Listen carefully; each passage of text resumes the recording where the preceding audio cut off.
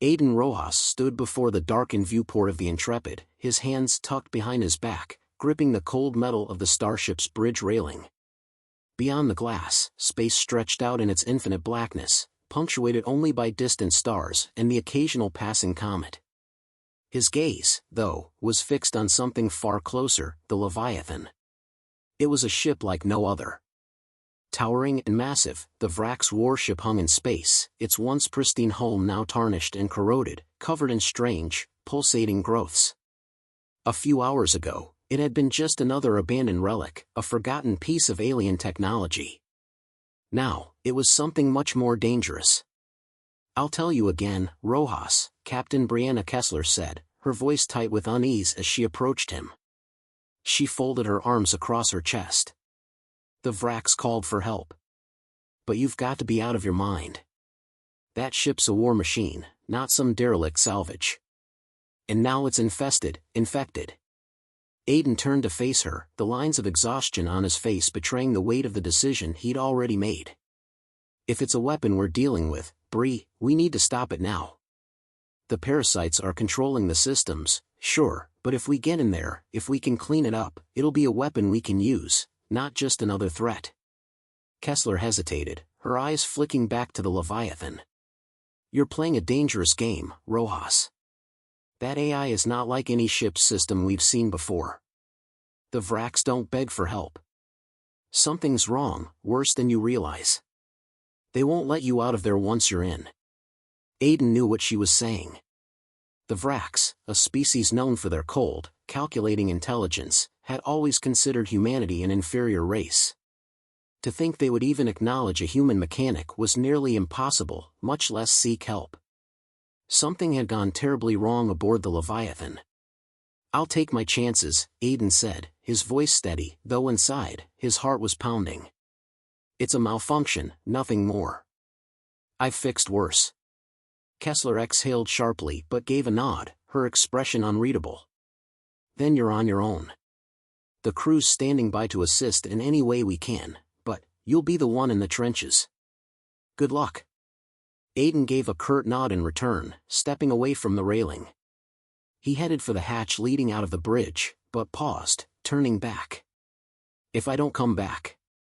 "If you don't," Kessler interrupted, her voice more serious now, "I'll make sure it's known you died doing the job you loved.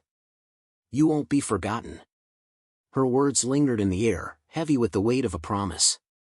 Aiden didn't look back as he exited the bridge, his boots echoing in the empty corridor as he made his way to the shuttle bay. The journey to the Leviathan was tense.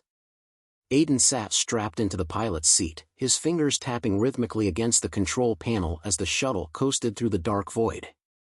The Vrax warship loomed ahead, casting an ominous shadow as he guided the shuttle toward it. His mind raced through the potential dangers awaiting him, but his hands remained steady, skilled in the work of fixing things others couldn't even comprehend. As the shuttle docked with the Vrax vessel, the airlock hissed, the quiet sound of pressurized seals filling the cabin. He stepped out, his boots hitting the cold metal of the Leviathan's exterior. The ship was far larger up close than any hologram could convey. The hull stretched for miles, each surface marred by thick, dark veins of corrosion that looked almost alive. The parasites were in control here, and Aiden had no idea what kind of challenge he was facing. But there was no turning back now. His helmet visor flickered as the shuttle's AI connected to the Vrax ship's systems, bringing up a basic blueprint of the structure's layout. He was led by flashing lights on his HUD, guiding him toward the central engineering bay.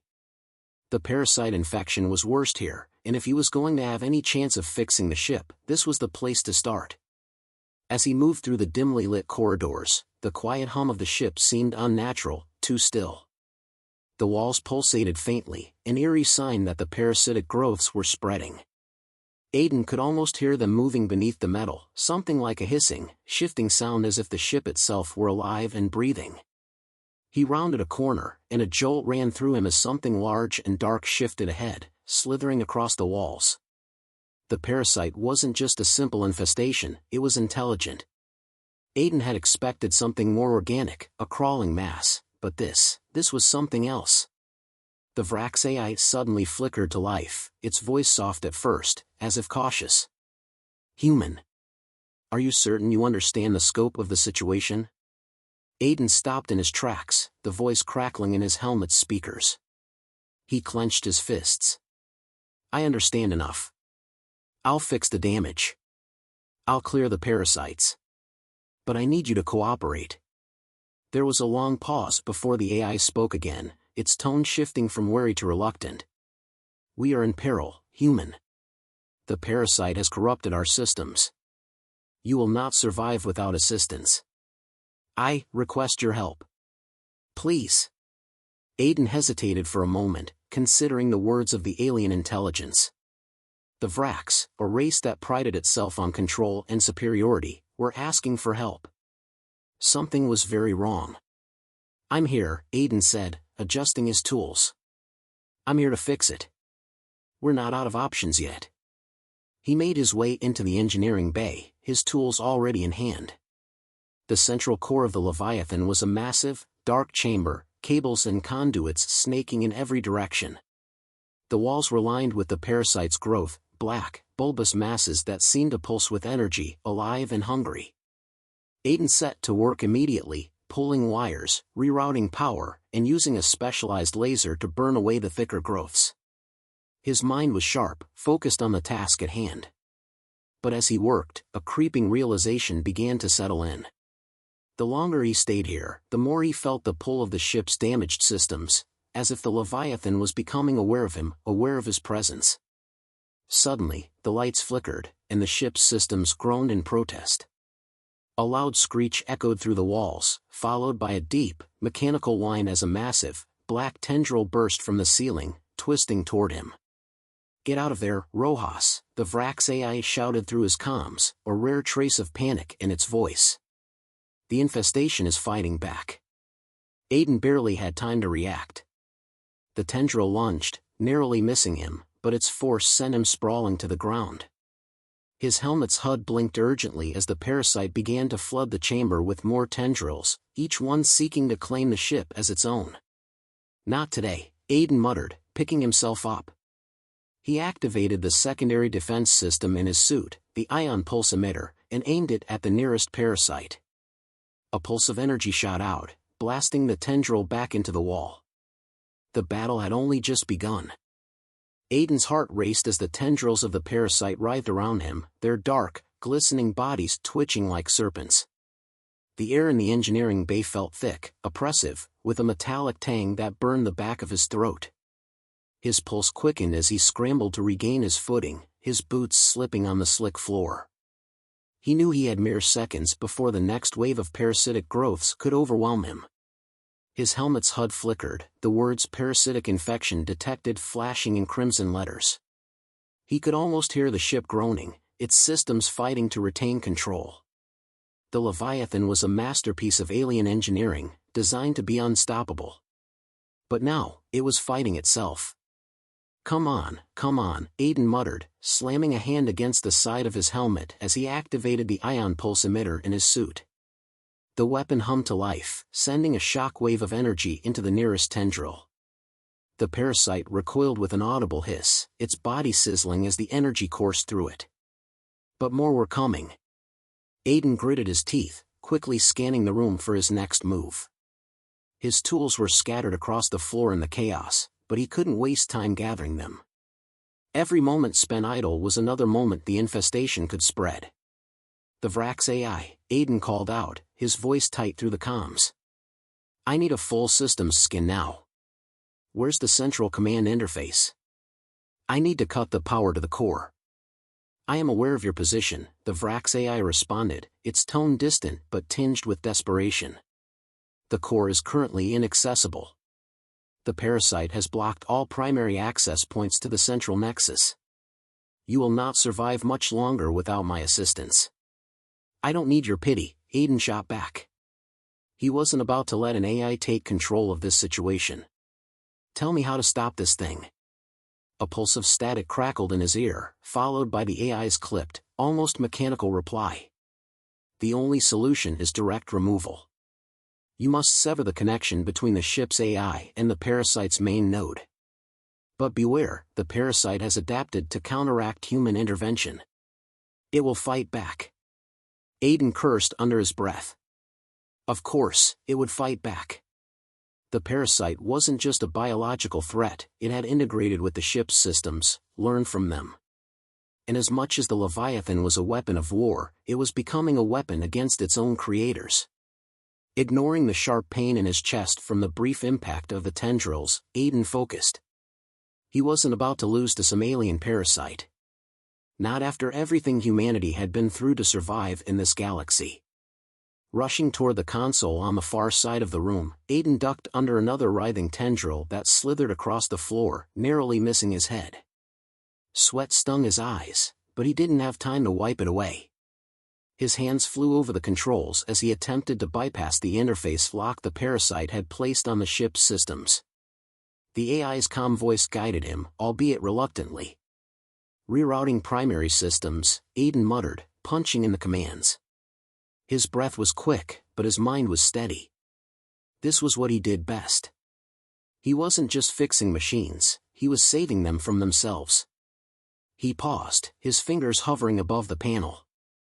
The Vrax AI had given him access to a subspace channel to sever the parasite's link, but Aiden knew the moment he made the attempt, the infestation would fight back with everything it had. "You're sure about this?"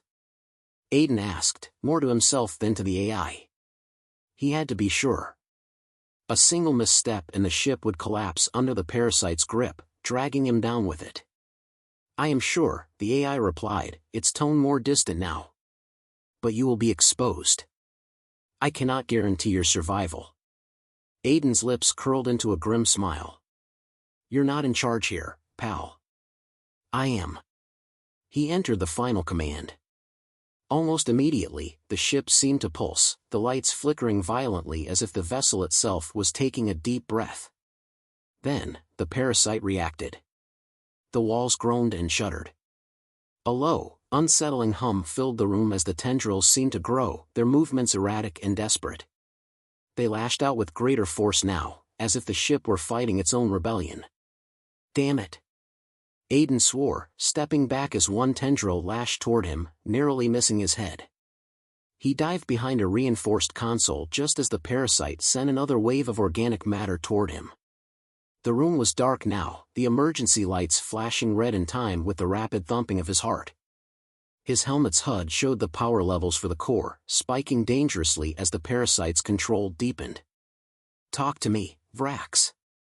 Aiden barked. "What's happening? You said you could control this."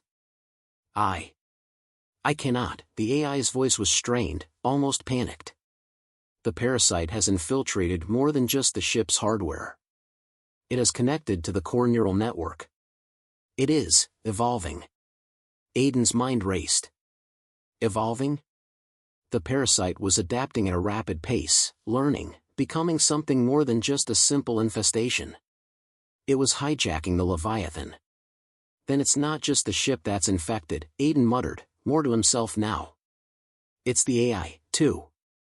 The room seemed to darken even further, the walls warping as if the ship itself was contorting in pain. Aiden realized then that he wasn't just fighting the parasite.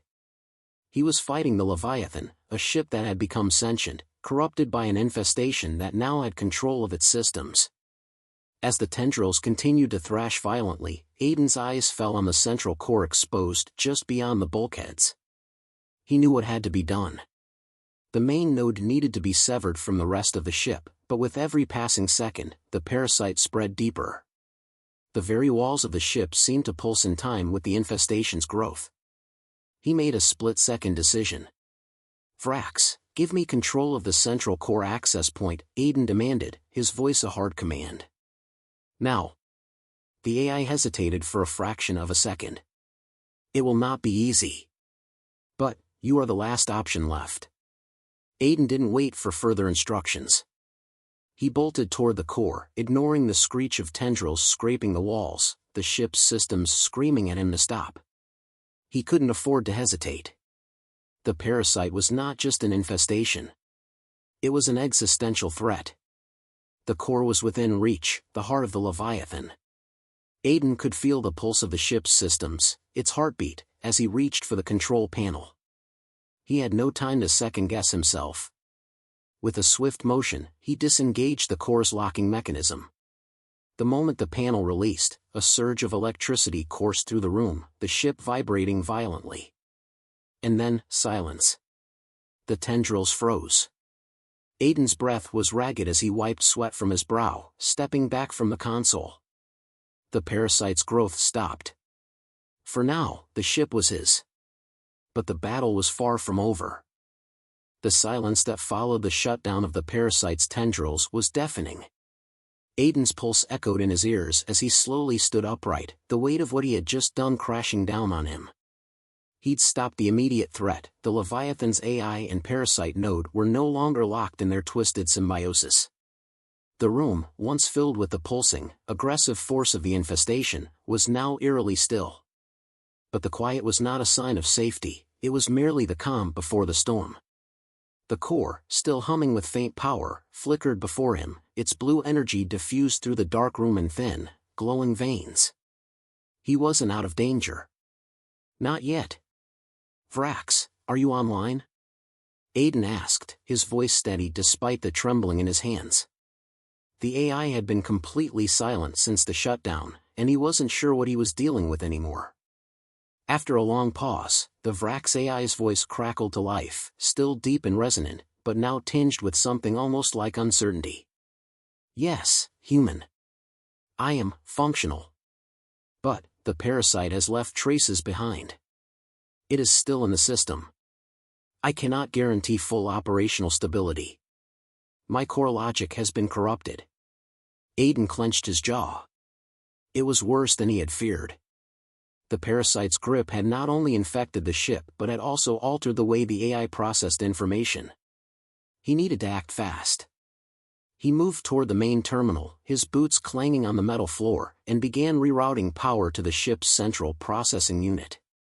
His hands worked mechanically, each motion deliberate and practiced, but his mind was sharp with focus, constantly scanning the systems for any sign of instability. The screen in front of him lit up, displaying streams of data that were incomprehensible in their complexity. The parasite had already spread deeper than he realized, infecting the ship's neural network in ways that couldn't be easily undone. He would need to isolate the corrupted code and purge it manually, but doing so could damage the Leviathan beyond repair. "What's the status on the outer hull?" Aiden asked, his voice breaking through the tension. "How close is the infection to escaping?" "External systems are compromised. The infection has reached the primary shields, and secondary systems are responding sluggishly," the AI responded with a note of bleak realization. "If the infection continues to spread, the ship will be rendered unusable. I cannot stop it alone." Aiden didn't need any more clarification. He turned, his gaze falling on the maintenance hatch just behind him, where a series of conduits and secondary control lines led to the reactor core. If he could sever the parasite's link to the AI directly, it might give them enough time to rebuild the system. "Hang tight, Vrax," Aiden muttered under his breath as he approached the hatch. "I'll get the ship back on its feet.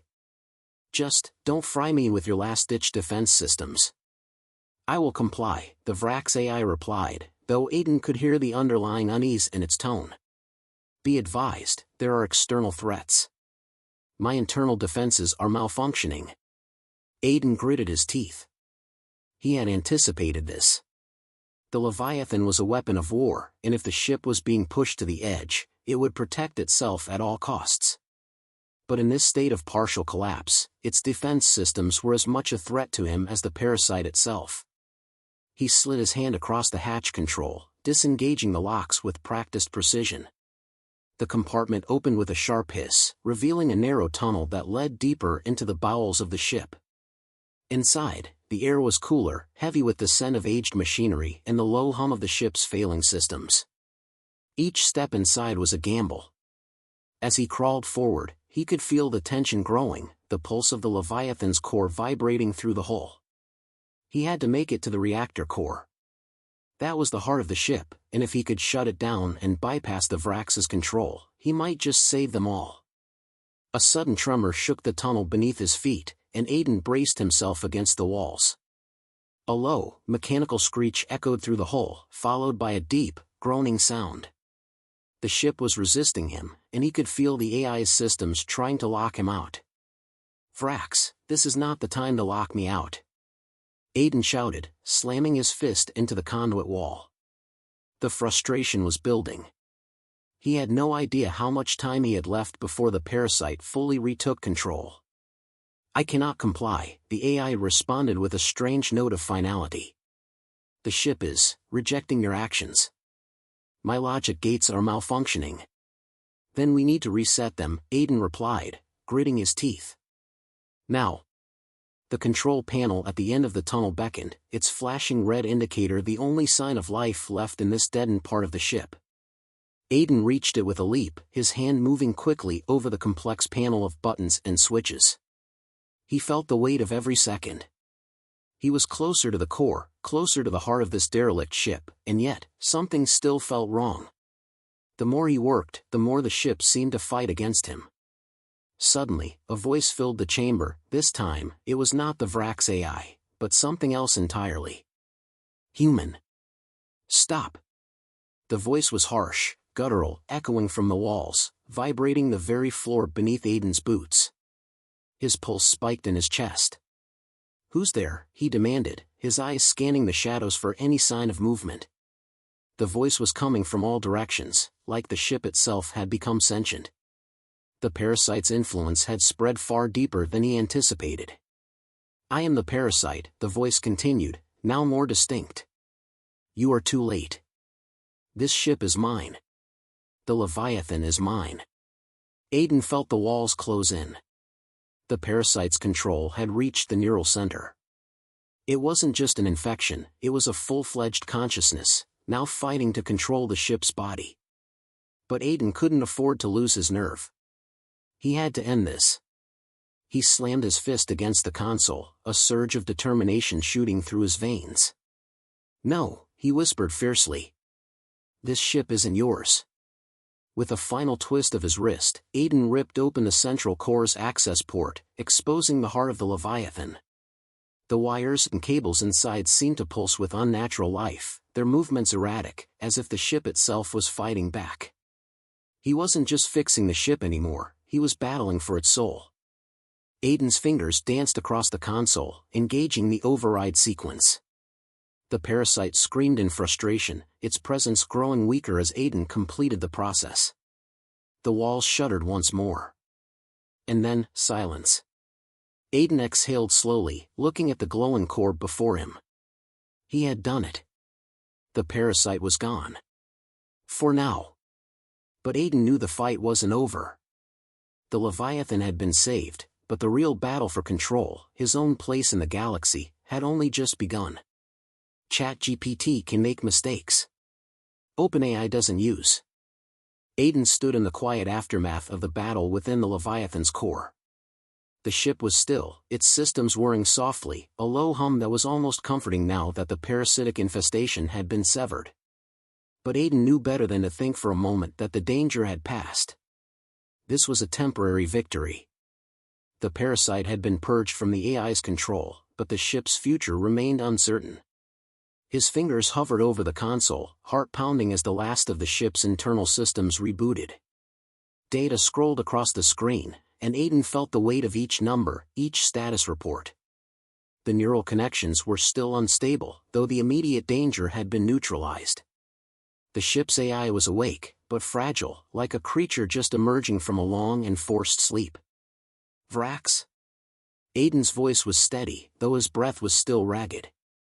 He needed to know how much damage had been done. How much of the Leviathan could still be salvaged. The screen flickered briefly before the AI's calm, almost mechanical voice filled the space. "Human, I am functional, but I am altered. My systems are compromised. Your actions have severed the parasite's hold, but I require time to re-establish full control over this vessel." Aiden exhaled slowly, running a hand through his hair. It was clear that the Vrax Collective wasn't going to recover quickly. And despite the victory, there was a new tension in the air, one he couldn't ignore. The ship was his for the moment, but what would happen next? "You're alive." That's a start, Aiden muttered, fingers hovering over the reactivation sequence for the AI's self-repair subroutines. You're going to have to move fast. The Vrax won't sit idle long. They'll come for their ship. The AI paused before responding. Yes. The Vrax Collective will attempt to regain control. They will see this as a betrayal. But I will not allow them to reclaim the Leviathan without a fight. Aiden didn't need to hear the cold determination in the AI's voice to know that this wouldn't be easy. The Leviathan was far more than a ship, it was a weapon, a symbol of the Vrax's dominance over the galaxy. And Aiden, for all his efforts, had just awakened something far greater than he had ever anticipated. They'll see it as a challenge, Aiden said, his voice grim. And we're not exactly in a position to negotiate. You've got to be ready. Suddenly, the hull of the Leviathan groaned, a sharp, grinding noise vibrating through the floor. The ship was responding to something deep in its core. Aiden froze, his senses heightened, the hairs on the back of his neck standing up as the lights in the room flickered. The AI was processing something. The Vrax fleet is assembling, the AI's voice broke through the tension. I am detecting several hundred Vrax warships en route to my location. They are preparing to launch a counterattack. I am not prepared to engage them in my current state. Aiden's mind raced. The enemy was on its way, and he had no time to waste. He needed to act fast, or the fight would be over before it even started. Tell me where the nearest defensive systems are, Aiden demanded, his tone sharper now. He was already thinking ahead, knowing that if he couldn't control the weapons, he'd have to make do with whatever he could scrounge up. Defense systems are inoperable, the Vrax AI responded, a strange hint of frustration in its voice. The parasites have infected the energy reserves and weaponry. I will require significant time to recalibrate and restore them. No time, Aiden replied, feeling the adrenaline kick in. I'm going to need to do this manually. He stood, quickly turning toward the exit of the control room, his mind already calculating the steps ahead. The Leviathan wasn't just a warship, it was a fortress. He had to get to the weapons systems and override the corruption before the Vrax fleet arrived. He could feel the weight of the decision pressing on him. If he failed, there would be no second chance. The corridors of the Leviathan were cold, desolate. The ship, still in recovery, felt hollow and lifeless. It should have been a place of awe, an indomitable symbol of Vrax supremacy, but now, it was simply a waiting time bomb, ticking away until its creators arrived to reclaim it. As Aiden moved swiftly through the passageways, his mind kept calculating, trying to anticipate the Vrax's next move. The parasite had turned the Leviathan into an unpredictable weapon, and Aiden knew that its creators wouldn't let him get away with this. Vrax, Aiden said, speaking to the AI as he reached the main armory. Do you still have access to any of the auxiliary power reserves? I have partial access, the AI responded. The reserve fuel is sufficient for a small burst of power, but I cannot guarantee full stability. It will be unstable. Then give me everything you've got, Aiden commanded. I don't need much. Just enough to turn the tables. There was a pause, and then the hum of the ship's systems began to shift. Aiden could feel the ship's energy realigning, a deep thrum resonating through the metal as power surged through the veins of the Leviathan. The room lit up, brighter now, as auxiliary systems came online, filling the space with a low, pulsing glow. Power is redirected, the AI announced. Weapon systems are coming online, though not at full capacity. I recommend immediate engagement. Aiden barely gave it a second thought. He knew it wouldn't be enough, but it was a start. He moved to the console, his fingers flying over the panel, as the ship's external weaponry, laser turrets, defensive shields, came to life, albeit weakly. Now, we wait, Aiden muttered to himself as the comms crackled. A burst of static cut through the silence. Rojas, Kessler's voice came through, crackling but clear. We're in position. We've picked up the Vrax fleet on long-range scanners. They're coming in hot. What's the status on the Leviathan? Aiden's fingers paused mid-motion. For a moment, he just stared at the console. Tell your crew to get ready for a fight, Bree, he said, his voice grim.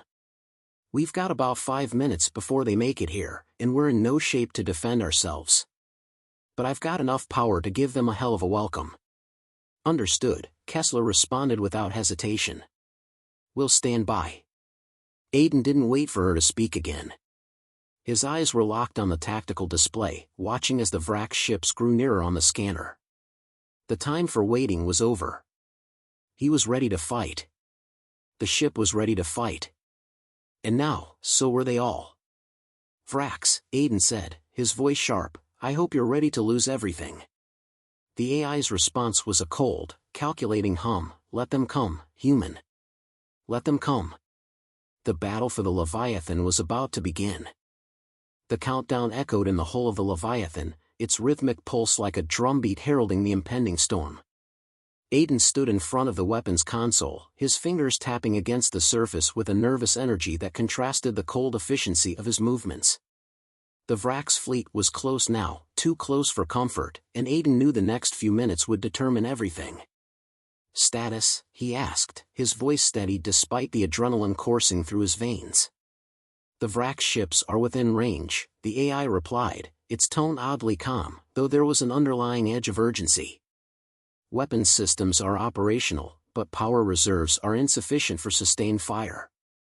I can only provide a short burst before energy levels drop again. Aiden gripped the console tighter, the weight of their situation sinking in. He knew the Leviathan wasn't at full capacity, but it was the only weapon they had. And if he didn't act now, the entire ship, his only hope, would fall into the hands of the Vrax. Give me everything you've got, Aiden commanded, his voice sharp. Every ounce of power. We fight until the last shot. The AI didn't hesitate. A hum reverberated through the deck as the ship's systems came alive, the weapons array flickering to life with an energy that made the walls tremble. Aiden felt a surge of hope mixed with dread. They had one chance, one shot. The comms crackled. Rojas, Kessler's voice came through, the static of her transmission betraying the tension on the other side. We're in position. The Vrax fleet is almost on us. They've engaged their interceptors. What's the status on the Leviathan? Powering up the weapons now, Aiden said, his hands steady on the console. We've got one shot at this. Don't expect miracles. He could feel the shift in the air, the palpable tension as the Leviathan's targeting systems locked onto the incoming fleet. The Vrax had underestimated humanity, underestimated him. They thought the ship was a wreck. They thought it was just a fading weapon, barely alive. They were wrong.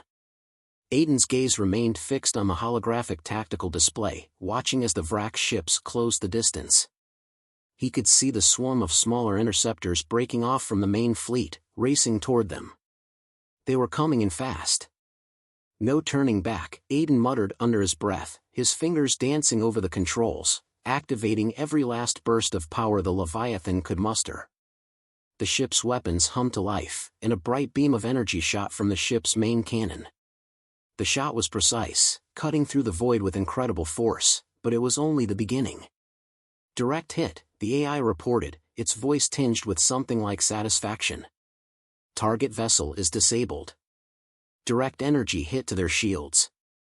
Aiden's heart raced, but there was no time to celebrate. The Vrax fleet retaliated almost immediately, their ships lashing out with energy blasts that rocked the hull of the Leviathan.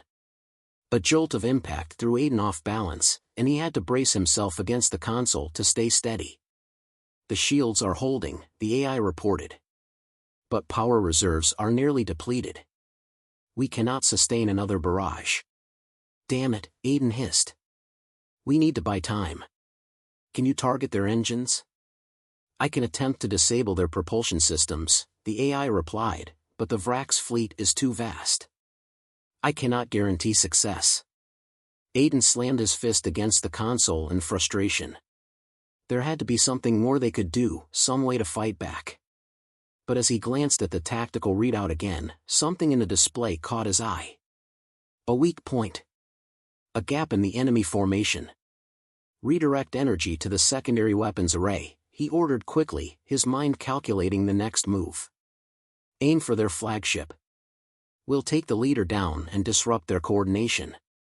For a moment, the ship seemed to pulse with uncertainty. Then, the AI responded, reconfiguring targeting. Preparing secondary weapons. Aiden's mind raced as the Leviathan shifted its trajectory, slowly pivoting to align with the largest Vrax ship in the fleet, their flagship. It was a massive vessel, a towering behemoth of alien technology, but Aiden saw it as a weakness, its size making it an easy target for an unexpected strike. The energy blast tore through the vastness of space, slamming into the flagship's shields. There was a momentary flicker as the shields faltered, then a second shot. The Vrax ship shuddered, its hull buckling under the force of the hit. "We've disabled their shields," the AI reported, a tone of surprise in its voice. "Their propulsion system is weakening." "Now," Aiden barked. "Hit their engines. Disable them completely." Another blast shot forward, the secondary weaponry now fully charged. This time, the flagship's engines erupted in a burst of light, and the massive vessel lurched forward, its movement jerky and erratic as its power systems failed. "Flagship disabled. Engines down," the AI said, its voice now tinged with something that could only be described as triumph. "The fleet is disorganized. They are retreating." Aiden let out a breath he didn't realize he'd been holding. The impossible had happened, they had taken down the flagship, thrown the Vrax into disarray. But the battle wasn't over. "Not yet," Aiden muttered, eyes still scanning the display. "We've just knocked their leader out of the fight. But the rest of them are still coming." The Vrax, though retreating, were regrouping, positioning themselves for another strike. They wouldn't give up this easily. Aiden's fingers flew over the controls, trying to get the secondary weapons array back online. "We need more power. The reserves are almost empty," the AI warned. Aiden's mind raced, knowing their window was closing fast. He had no illusions about the Leviathan's current condition, it was damaged, and its power was fleeting. But the Vrax were on the ropes, and he needed to capitalize on their weakened state. Suddenly, a voice crackled through the comms. It was Kessler. "Rojas, we're holding our ground, but we've got incoming reinforcements. We can't hold out forever. We need the Leviathan back in the fight, now." Aiden's mind sharpened. There was no choice but to give the ship everything it had left. "Vrax," Aiden said, his voice clear and commanding, "you're not getting this ship back. Not today."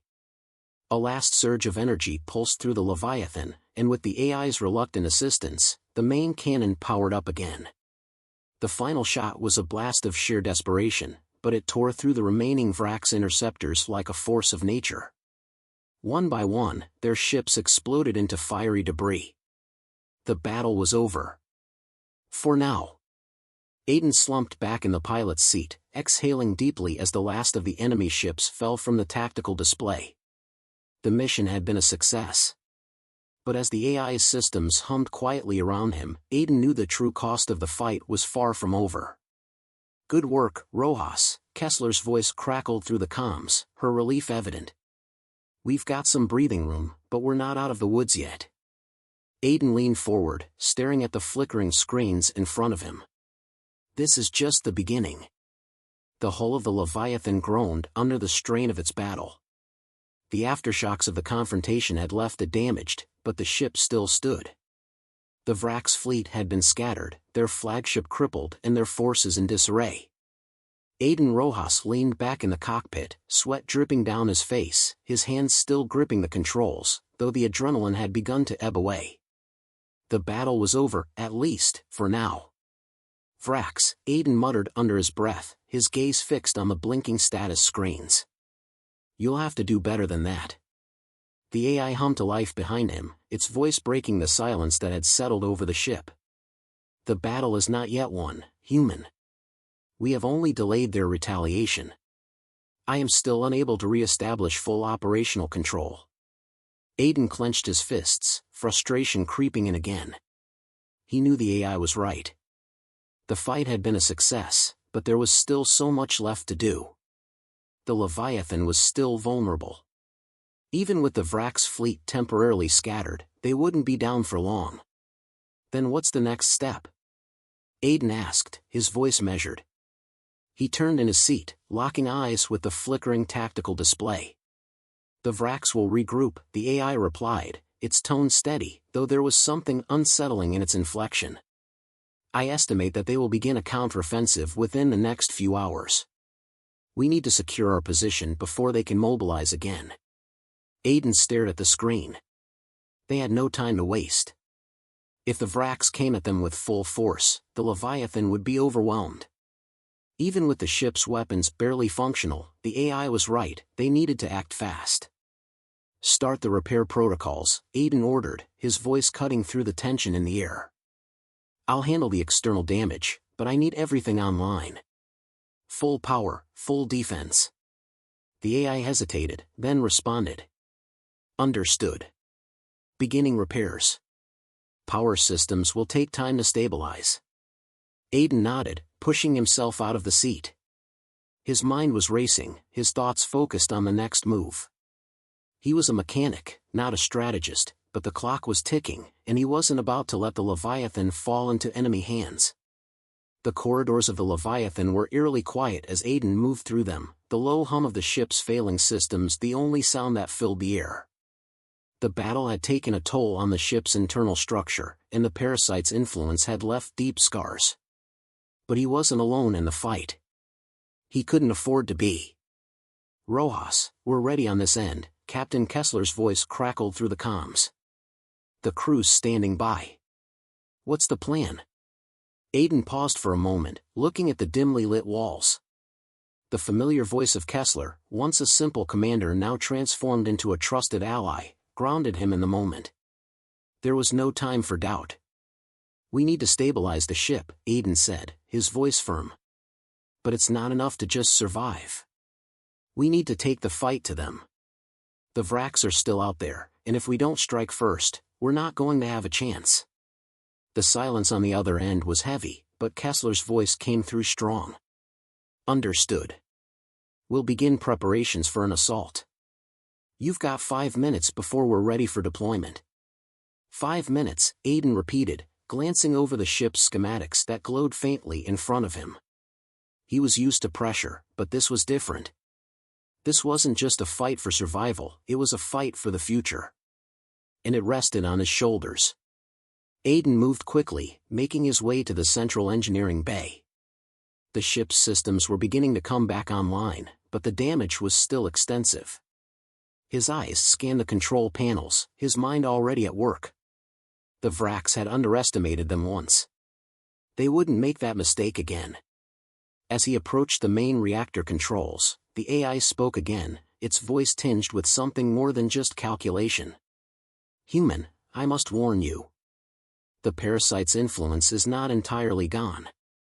There are traces of it within the neural network. You may encounter unexpected behavior. Aiden paused, his fingers hovering over the console. How bad is it?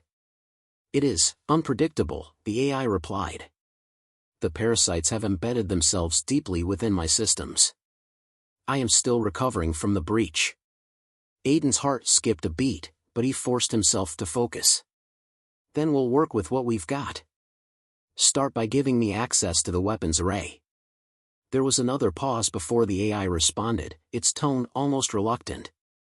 Access granted. But you must proceed with caution. I cannot predict what the Vrax will do once they realize the Leviathan is still functional. I've got this, Aiden said, determination flaring in his chest. He had come this far, he wasn't about to back down now. Minutes later, Aiden was in the ship's command center, the crew bustling around him, preparing the ship for battle. Kessler stood nearby, her eyes scanning the data streams, her expression tight. Power's still low, but we've got the weapons ready, she said, turning to Aiden. We'll need to rely on precision strikes, not full power. Aiden nodded. We'll have to make every shot count. We've got the element of surprise, but it won't last. The AI's voice filled the room once again. The Vrax are regrouping. They will not give up easily. Aiden exhaled slowly, his gaze fixed on the tactical display. They won't have a choice. The battle began with a deafening roar as the Leviathan's weapons powered up. Aiden could feel the ship's vibrations beneath his feet as the energy surged through the hull. He watched as the first wave of Vrax ships entered their range, their sleek forms cutting through the blackness of space. "Targeting systems locked," the AI said, its voice cold and precise. "Weapons ready." Aiden didn't hesitate. "Fire." The first shot rang out, a beam of pure energy cutting through space, slamming into the lead Vrax ship. It rocked under the impact, but its shields held. Aiden's heart raced. The first strike had landed, but it wasn't enough. He knew they couldn't afford to waste any more time. The Vrax would retaliate soon. "Target the engines," Aiden ordered. "We cripple their propulsion, we cripple their fleet." The AI complied, the targeting systems locking onto the Vrax ships with precision. One by one, the Vrax vessels' engines exploded, sending them spiraling into the void. "We've disabled 3 ships," the AI reported, "but the remaining fleet is closing in." "Keep pushing them," Aiden said, his voice steady despite the pressure mounting around him. "This isn't over yet." As the final Vrax ships fell to the Leviathan's weapons, the quiet of space settled once more. The crew stood in silence, their exhaustion apparent, but their eyes filled with the hard-won pride of victory. Aiden stood at the helm, watching as the last of the enemy ships disappeared from the tactical display. He knew that this victory was only the beginning. The Vrax would regroup. They would retaliate. But for now, the Leviathan was a symbol of what humanity could accomplish when pushed to the edge. And in that moment, Aiden understood something deeper than just survival. The Leviathan was more than a weapon. It was their chance to change the future of the galaxy, forever. "We've won this round," Kessler said, her voice breaking the silence. "But we're not out of the fire yet. What's next?" Aiden turned toward her, his eyes focused and determined. "Next? We make sure the Vrax know they've made a mistake. And we take the fight to them." The battle was over, but the silence that followed felt even heavier than the conflict itself. Aiden stood in front of the command console, his hands still resting on the controls, his mind racing. The Vrax fleet had been disabled, momentarily, at least, but there was no celebration. No relief. The AI, the Leviathan, hummed beneath his feet, its systems slowly returning to life, but the damage was severe. Even with the power they'd reclaimed, the ship wasn't at full capacity, and the Vrax weren't likely to let this loss go unanswered. Kessler's voice crackled through the comms, drawing Aiden's attention. "Rojas, we've got reports from the fleet. The Vrax are regrouping. We don't have much time before they launch another wave." Aiden didn't need the reminder. He had felt it, the tension in the air, the ship's instability. They were far from safe. "Understood," Aiden replied, his voice calm despite the adrenaline still coursing through his veins. "We're not finished yet. I'm heading to the reactor. We need to boost power for the next engagement." "Roger that," Kessler responded. "I'll prepare the crew. We'll be ready for whatever comes next." He didn't wait for any further confirmation. His path was clear, though the weight of the task ahead felt heavier with each step. As he moved through the corridors of the Leviathan, the ship seemed to vibrate beneath him, the low hum of its systems a constant reminder that this battle wasn't just against the Vrax, it was against the ship itself, which was fighting to stay alive after being ravaged by the parasite. Aiden arrived at the main reactor room, the door sliding open with a hiss as he entered. The site of the reactor's core, once a beacon of power and efficiency, was now a chaotic mess of sparks, fried circuits, and failing energy conduits. The parasite's corruption had left deep scars on the heart of the ship, and without immediate action, it would fail completely. The backup systems had been barely enough to give them a fighting chance, but they needed more. They needed the Leviathan at full strength. Aiden knelt by the central control panel, his eyes scanning the damage. His fingers moved quickly, assessing each component, each wire that had been burned through or twisted by the parasite. He had to isolate the compromised parts of the reactor and restore power to the weapons systems. Without them, they would be sitting ducks, and the Vrax wouldn't show mercy. As he worked, the AI's voice filled the room again, its tone tinged with something more than just functionality. If Aiden had to guess, it was a form of frustration, or perhaps even fear. "Human, I have detected multiple Vrax ships approaching. Their fleet has recovered more rapidly than I anticipated. You must act swiftly if we are to survive." Aiden didn't respond immediately. His hands were steady as he began rerouting power, manually overhauling the reactor's emergency protocols. The AI was right. If they didn't act now, there would be no tomorrow. "Vrax," Aiden muttered under his breath as he worked. "You really thought you could break us?" The ship rumbled beneath him, its systems fluctuating as the power was redirected. Aiden ignored the alarm bells going off in his suit's HUD. This was a gamble, and he wasn't sure it would pay off. But he had no choice. "Vrax," he said again, his voice more forceful this time, "you should have learned by now. We fight back." The AI's response was almost imperceptible, the hum of its systems shifting. "Energy reserves are critical. The ship will not survive another sustained attack. You must be prepared for their next strike." Aiden stood up, wiping his hands on his suit. He felt a brief surge of hope, though it was fleeting. They had restored some of the power, but it wasn't enough to guarantee victory. The Vrax would be here soon, and the ship's defenses were still fragile at best. The AI's systems were running on borrowed time. The door to the reactor room slid open, and Kessler entered, her face set in a hard line, her uniform smeared with the residue of battle. "How are we looking?" she asked, her eyes scanning the console. "We're functional." "Barely," Aiden replied. "I've rerouted enough power to get the weapons back online, but we're still vulnerable." Kessler didn't hesitate. "Then we'll make do. We don't have the luxury of waiting." Aiden nodded. He trusted her instincts, but even with everything they had done, there was no illusion of safety. The Vrax were relentless, and they would be coming for the Leviathan with everything they had. "We'll need to make the first strike," Aiden said, his voice firm. "We can't afford to wait for them to come to us. If we give them the initiative, we lose." Kessler met his gaze, her eyes sharp. "Agreed. Let's make sure we don't miss." The two of them made their way to the command center, where the crew was already preparing for battle. Aiden could feel the tension in the air. The ship, though repaired, was still fragile. But the crew was ready. They knew what was at stake. "Vrax ships are approaching at full speed," the tactical officer reported. "Their fleet has regrouped, and they're moving in fast." Aiden moved to the main tactical display, his mind already working through the next move.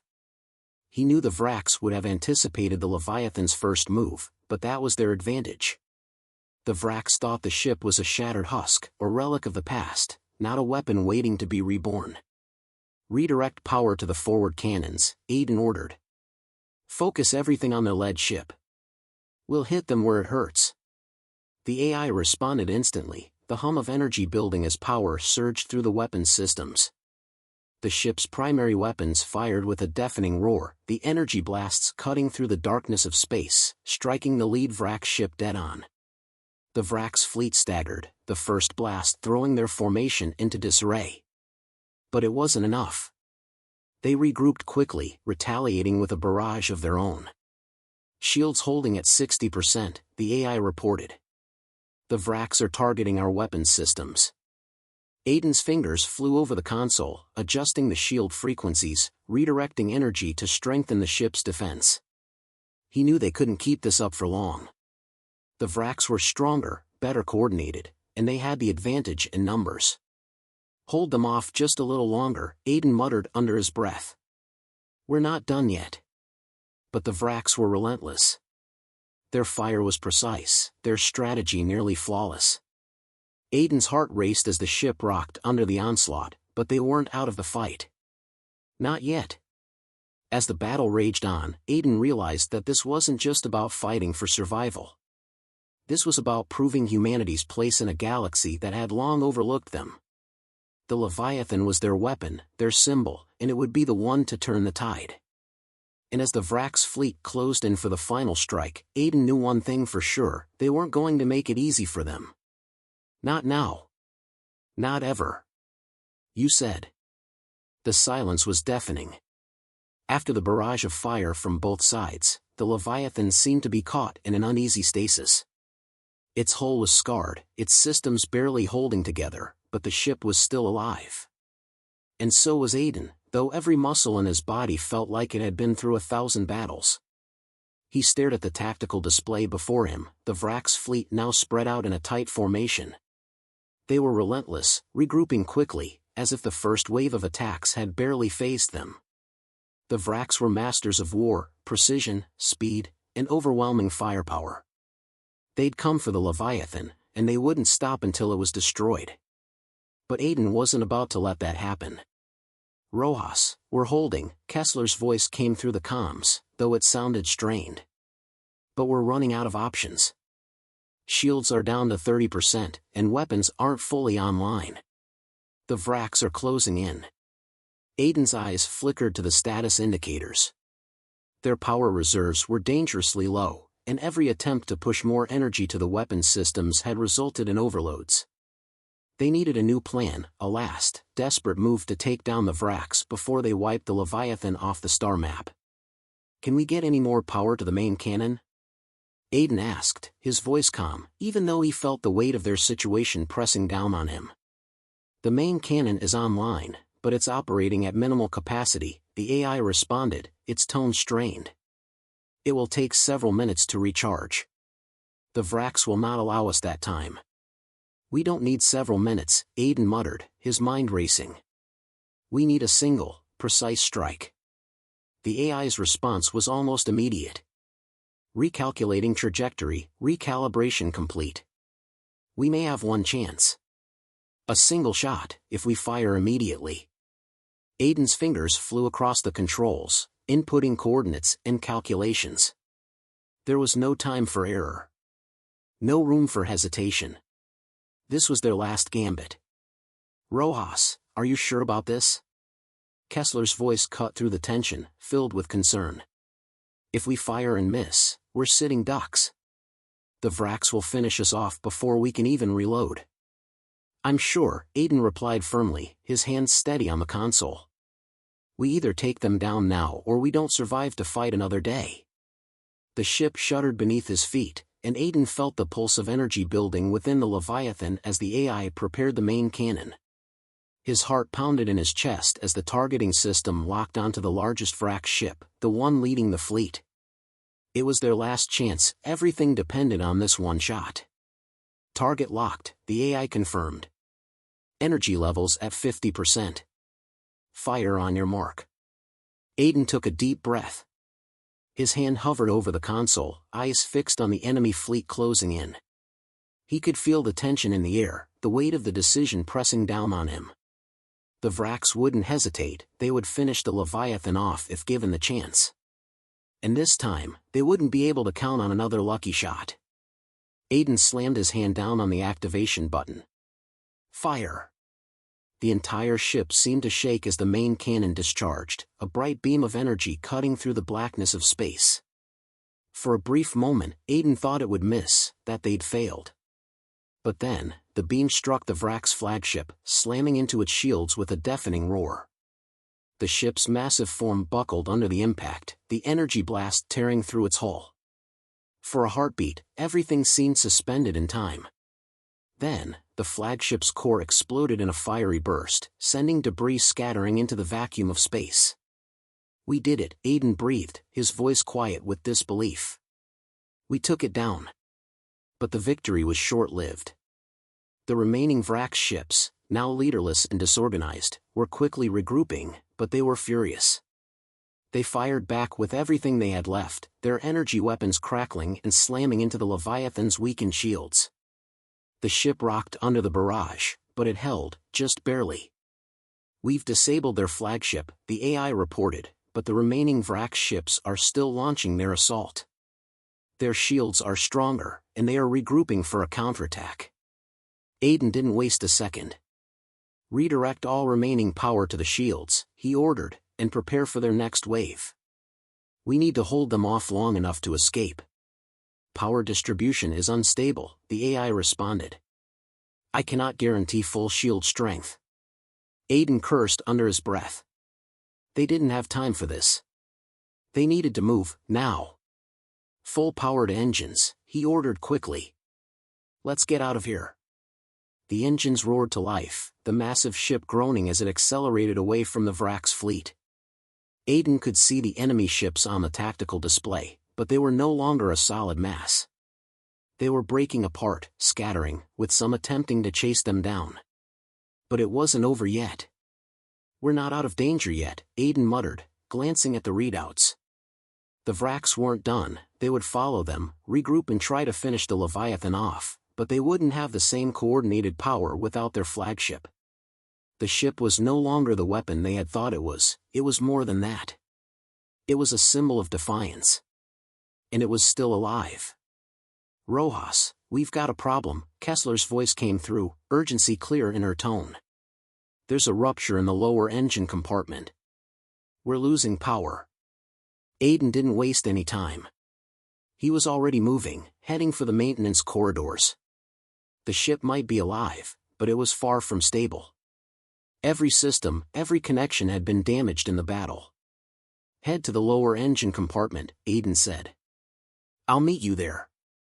We need to seal that breach before it tears the whole ship apart. Aiden worked quickly, his hands moving expertly over the damaged systems as the ship's core began to rumble beneath him. The breach was severe. He could feel the pull of gravity shifting slightly, the ship's balance on the edge of failure. The reactor's power fluctuations were spreading throughout the hull, causing more instability with every second. This is it, Aiden muttered to himself as he patched up the systems. Come on, come on. He could hear the crew's desperate efforts on the other side, their voices filling the comms. The ship was alive, and so was the fight. He wasn't done yet. They weren't done yet. He sealed the final conduit, and the hum of the ship shifted. The power flow stabilized. The ship groaned, but it was intact. Status? Aiden asked, panting as he wiped his brow. We've got power restored, Kessler said, her voice relieved but wary. We're holding steady, Rojas. We're not out of the woods yet, but we're still in the game. Aiden exhaled deeply. The Vraks hadn't won. And neither had they. Not yet. We've got a long road ahead, Aiden said quietly. But we'll make sure they remember who the Leviathan belongs to. The ship was still alive, but barely. Aiden Rojas stood at the helm of the Leviathan, his eyes scanning the tactical display, watching the Vrak's fleet regrouping in the distance. The battle had raged on for hours, but it felt like days. Every jolt, every explosion, every flicker of the ship's failing systems reminded him that their survival was a threadbare hope at best. Aiden didn't have time to dwell on the damage. He knew the Vraks wouldn't give them another chance. They were angry now, desperate, even, and they wouldn't stop until the Leviathan was reduced to a floating carcass. We're almost out of time, Aiden muttered to himself as he adjusted the course of the ship. The Vraks were closing in, their ships moving in a perfect formation, like wolves circling their prey. Kessler's voice crackled through the comms, interrupting his thoughts. Rojas, the Vraks are almost on us. Their lead ship is still intact, and they're firing everything they've got. Aiden's fingers flew over the console, quickly rerouting power to the shields. He knew they couldn't take much more of this. They had one shot, one final chance to turn the tide. I know, Bree, he replied, his voice steady, though he could feel the tension tightening in his chest. We're going to need to hit them hard and fast.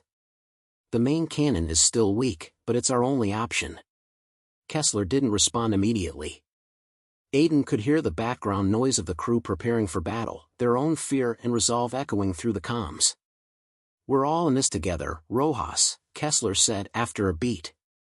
We've taken down their flagship once. We can do it again. Aiden's eyes lingered on the tactical display. The Vrak's fleet was closing in fast. Their ships were massive, far stronger than anything the Leviathan had faced so far. But Aiden didn't need strength. He needed precision. He needed the Vrax to underestimate them again.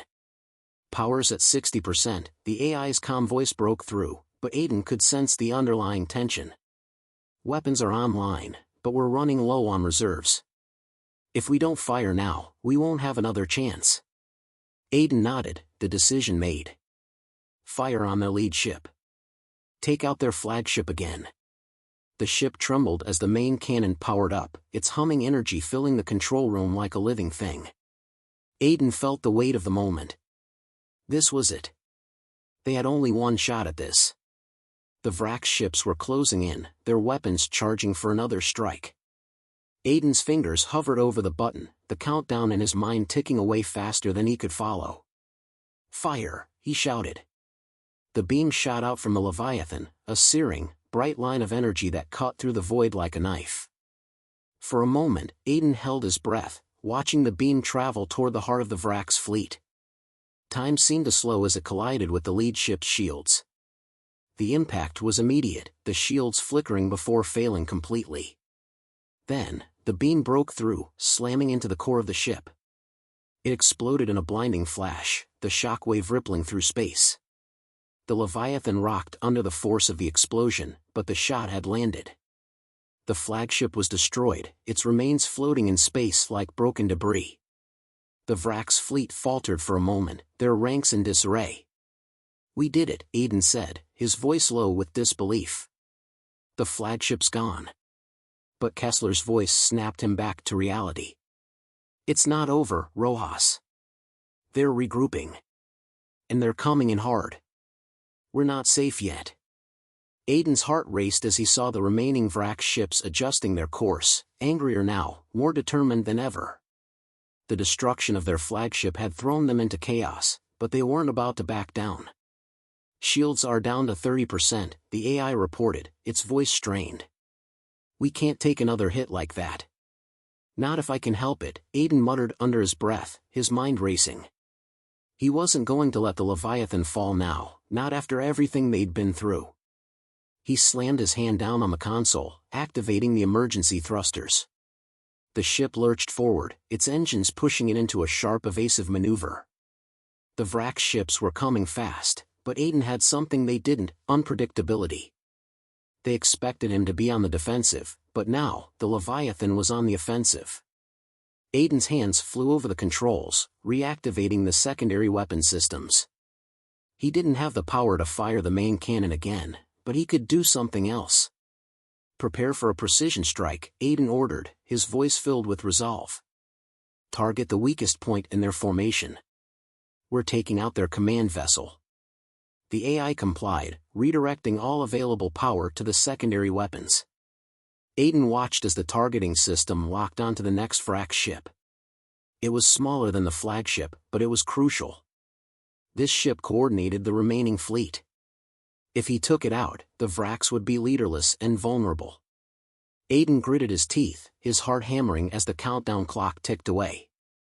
His fingers hovered over the activation button. Now, he whispered.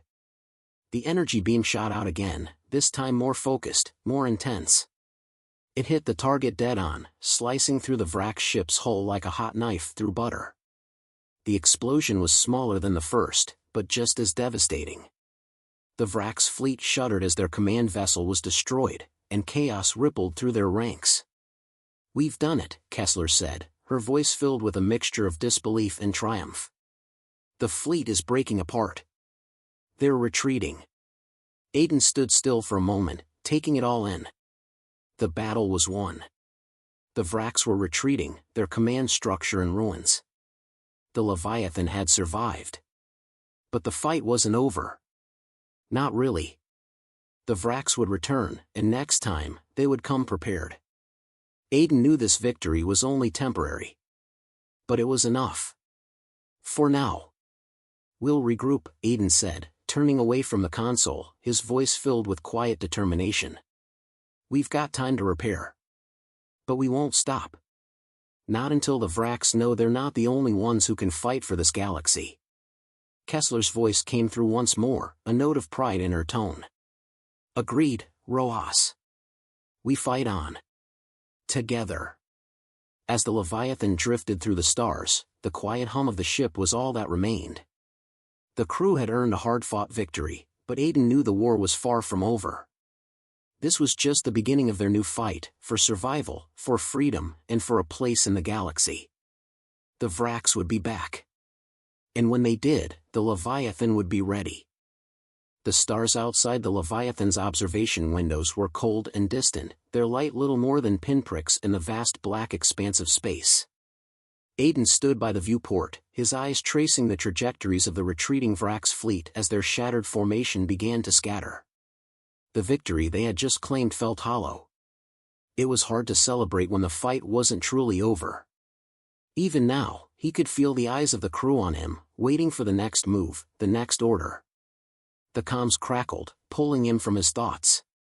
"Rojas, we've stabilized most of the ship's systems, but we're still operating at a fraction of full power," Kessler's voice came through, steady but tinged with the exhaustion that everyone was feeling. "We've bought some time, but how long before the Vrax return? And when they do, what's our plan?" Aiden turned from the window, his mind spinning through the possibilities. The Vrax would regroup. They had to. And when they did, the Leviathan, though battered, was still a powerful symbol of resistance. But that wasn't enough. They needed more than just survival. They needed strength, unity, a clear path forward. "Tell the crew to stand by," Aiden replied, his voice calm despite the weight of the situation. "We've just taken down their flagship, and they won't be back immediately. We've got time to rebuild, regroup, and come up with a strategy. This is more than just a fight for survival. It's a fight for control. For the future." Kessler didn't respond immediately, but Aiden could sense her agreement. She trusted him, just as the rest of the crew did. That trust was both a burden and a privilege. If they were going to win, it wouldn't be because of luck or chance, it would be because they were willing to push beyond the edge. The corridors of the Leviathan were quieter now, the hum of the systems filling the empty spaces with a constant reminder that the ship, alive, in its own way, was still standing. But Aiden knew the reality. The ship, despite its size and power, was a shell of what it had been. It needed repairs. It needed time to heal. And so did the crew. As he made his way to the main engineering bay, the faces of the crew members, tired, bloodshot eyes, but still determined, met him in passing. They were ready for the next phase, whatever it was. But the question remained, what was that phase? What would be their next step after this victory? He entered the engineering bay, where the air was thick with the scent of burned circuits and overheated systems. The crew there had already begun the process of rebuilding, but Aiden could see the strain in their movements. They were pushing themselves, but they were also aware of the reality. No matter how many systems were fixed, no matter how many weapons they repaired, they were still vulnerable. "I'm getting the reactor back online," a technician, a young woman named Sarah, said as Aiden approached. She was hunched over the central console, her hands moving with practiced ease. "But it's going to take a while. There's just too much damage to fix all at once."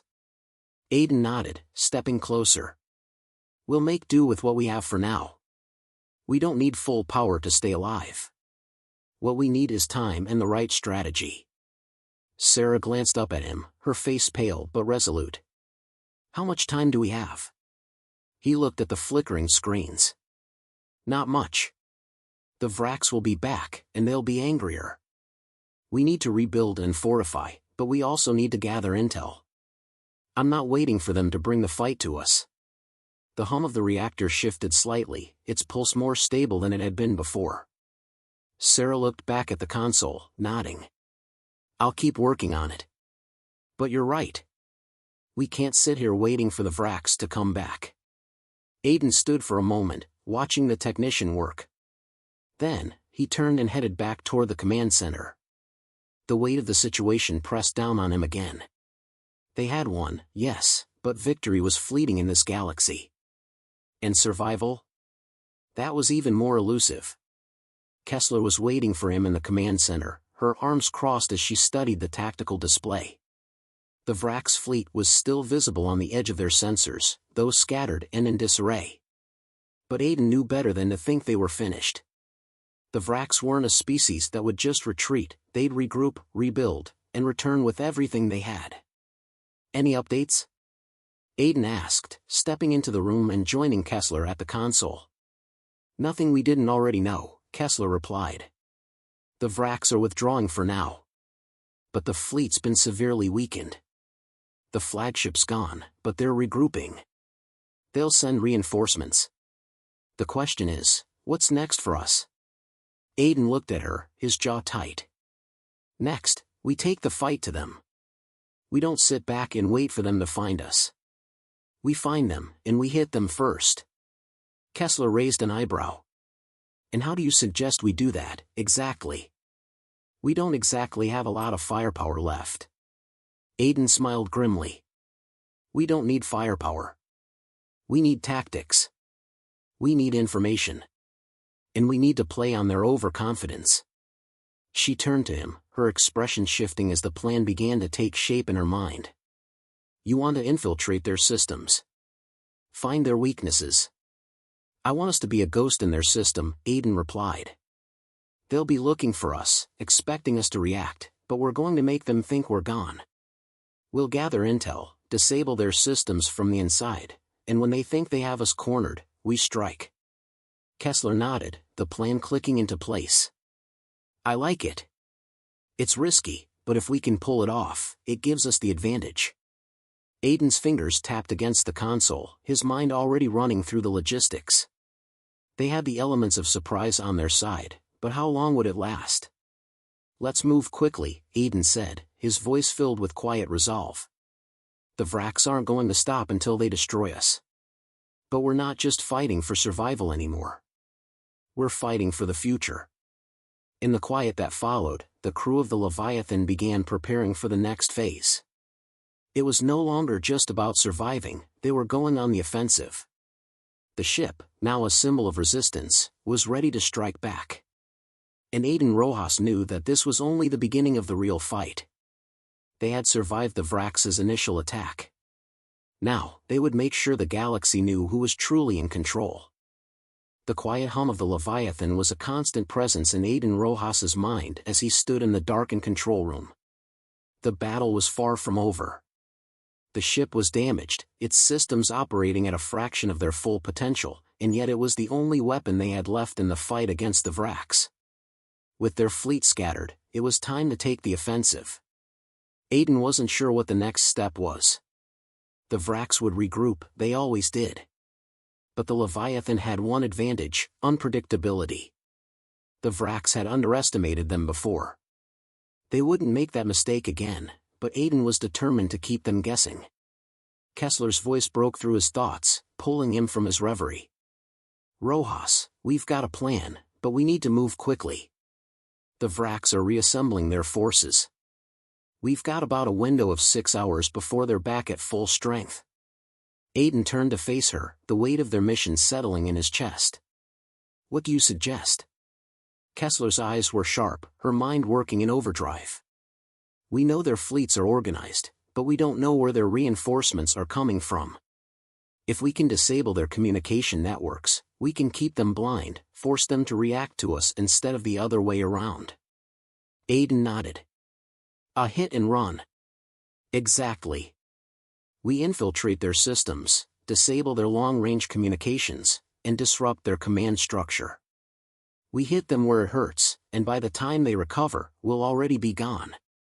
The plan was risky. Aiden could feel the weight of it, the lives of his crew rested on their ability to outsmart an enemy far stronger than they were.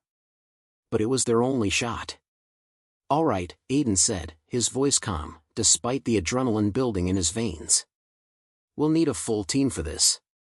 Get the best people we've got, techs, engineers, anyone who can infiltrate Vrak systems. Kessler's eyes darkened with determination. I'll assemble the team. You focus on getting the ship ready. The preparations were swift but tense. Aiden moved through the corridors of the Leviathan, his mind calculating their every move. They had a small window before the Vraks regrouped. 6 hours. It wasn't much time. But it was enough. He entered the engineering bay, where the crew was already working furiously to get the ship's power systems back online. There was no room for error. They couldn't afford another battle like the last one. "Status?" Aiden asked, his voice steady. Sarah, the young technician, looked up from the console, her face smudged with grease and exhaustion. "We're close. The reactor's stable, but it's pushing the limits. We've got auxiliary power to spare, but we're still running on fumes. If the Vrax hit us again, we're done." Aiden sighed, his fingers drumming against the control panel. "We need to make sure that doesn't happen. Do what you can to stabilize the systems. I'll handle the weapons." As Sarah nodded, Aiden turned and made his way to the weapons control center. The room was filled with tension. The weapons systems had barely enough power to make an impact, but with the right timing, they could still disrupt the Vrax's coordination. "Ready?" Aiden asked the weapons officer, a grizzled veteran named Ash. "Ready," Ash replied, his face hard with resolve. "We'll hit them fast. We just need you to give us the opening." Aiden met his gaze. "You'll get it." The hours passed in a blur of preparation. The crew worked tirelessly, patching up the ship's failing systems, rerouting power, and preparing for the mission ahead. There was little time for rest or comfort. Everyone knew what was at stake. As the countdown ticked away, Aiden found himself alone in the command center, staring at the quiet tactical display. He could almost feel the ship, the crew, the weight of the mission all pressing down on him. They were about to make their move, and once they did, there would be no turning back. Kessler's voice came through the comms again, breaking his focus. "Rojas, it's time. The team's ready. We're good to go." Aiden nodded, his voice steady. "Understood." Initiating the plan. The Vrax fleet had gathered, their ships forming tight, coordinated formations. They were ready to retaliate, to crush the Leviathan once and for all. They didn't know what was coming. Aiden hit the button that initiated their first strike. The ship's main engines hummed to life, and the Leviathan lurched forward, the sound of its thrusters filling the air. They were moving into position, and every eye on board was focused on the task at hand. Kessler's voice came over the comms again. "We're in position. We'll need a clear shot to infiltrate their comms array. Once we do, we'll disable their long-range communications." "Understood," Aiden replied, his mind working through the sequence. He had to time everything perfectly. As the Leviathan neared the heart of the Vrax fleet, Aiden could feel the tension build. The Vrax ships moved in perfect synchrony, unaware that they were about to lose their most valuable asset, communication. Targeting comms array, the AI's voice chimed in, its calm tone contrasting with the palpable tension in the room. "Prepare to fire." Aiden nodded. "Fire on my mark." The ship shuddered as it fired a precise energy blast, aimed directly at the heart of the Vrax fleet's communication systems. The blast struck its target with a flash of light, and the Leviathan immediately began to move, veering off course to avoid any retaliation. The Vrax ships immediately began to falter, their coordination disrupted. They fired blindly into space, their communications disabled. It was chaos. "Now!" Aiden shouted, his voice cutting through the controlled panic of the crew. Ash hit the weapons release, launching a series of rapid-fire blasts into the heart of the disorganized fleet. The Vrax ships, now scattered and vulnerable, were hit with laser precision, their defenses crumbling under the barrage. "Direct hits," Ash reported, his voice filled with urgency. "We've taken out their primary defensive lines. They're in disarray." Aiden felt the surge of hope, but it was short-lived. They weren't finished yet. The Vrax were more than capable of regrouping quickly. This was just a momentary advantage. They needed to push further. "We're not done yet," Aiden said, his voice cold with resolve. "Keep pushing them. Target their propulsion systems." The crew responded quickly, the Leviathan lashing out with laser fire, each shot targeted at key systems, disabling the Vrax fleet piece by piece. The Vrax, struggling to recover from the disarray, began to retreat. It wasn't a complete victory, not yet, but it was enough to give Aiden and his crew the breathing room they needed. "Vrak's fleet is retreating," Kessler's voice came through, filled with both relief and apprehension. "They're pulling back.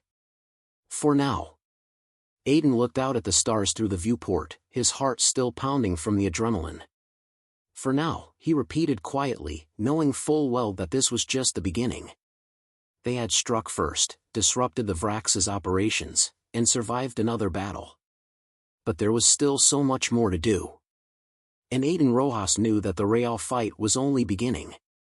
The brief victory was over, but the aftershocks lingered in the tense silence aboard the Leviathan.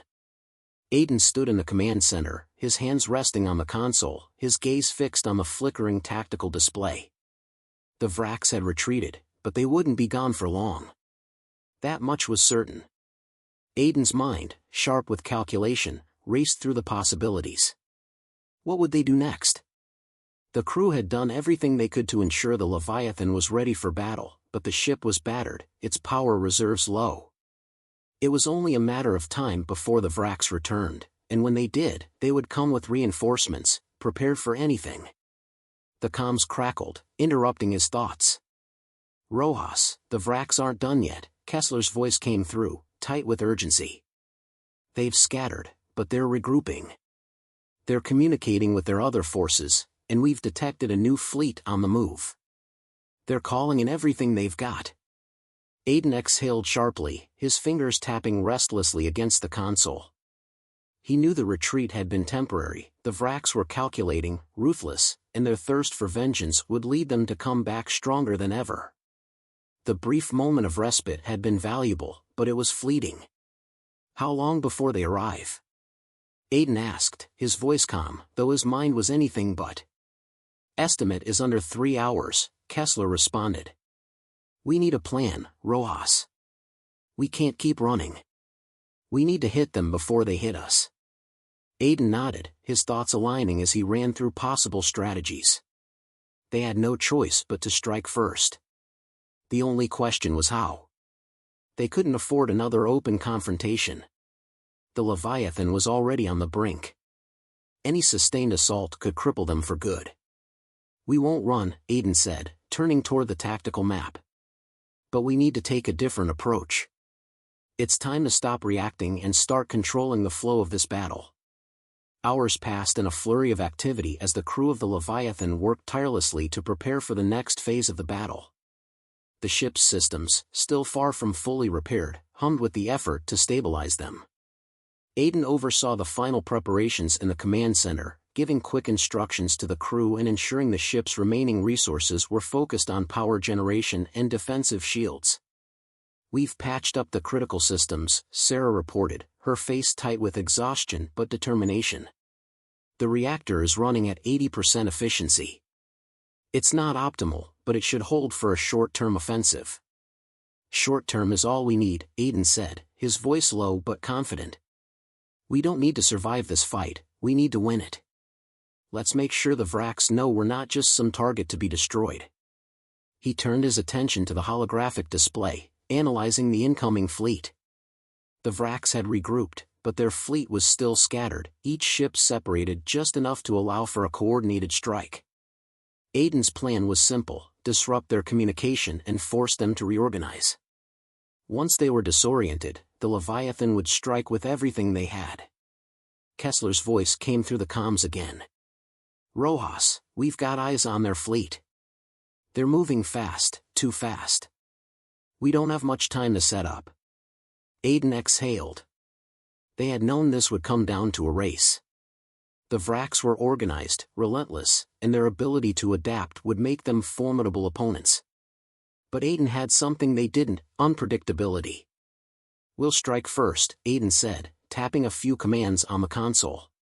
"Redirect power to the secondary weapons array. Let's go dark, no signals, no emissions.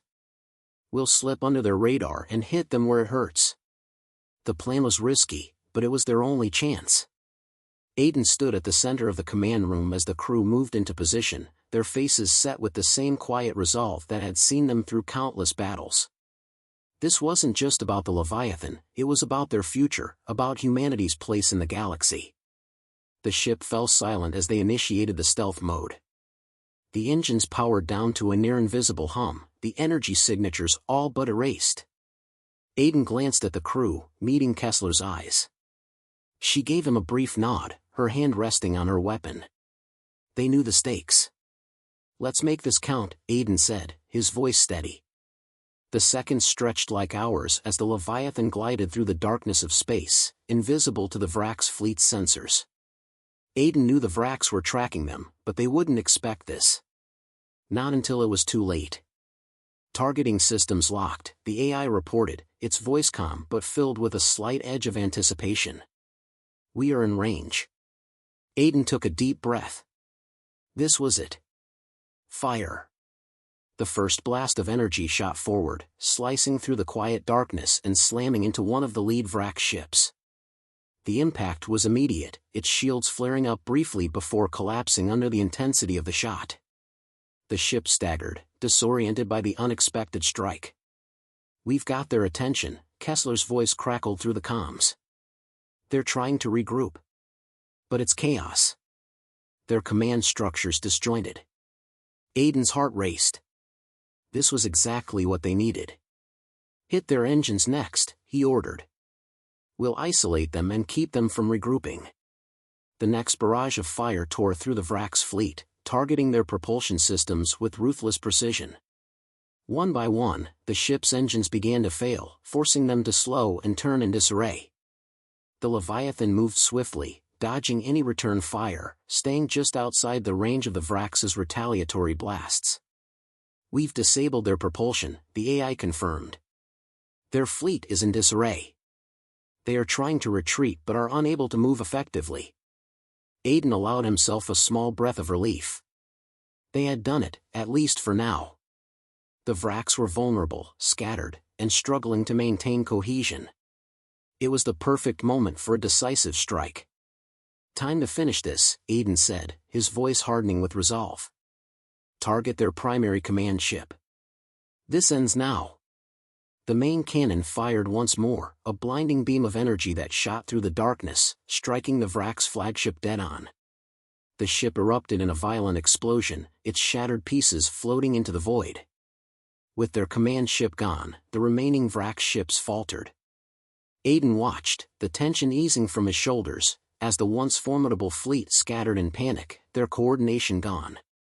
"We've done it," Kessler said, a note of disbelief in her voice. "The Vrax are in retreat."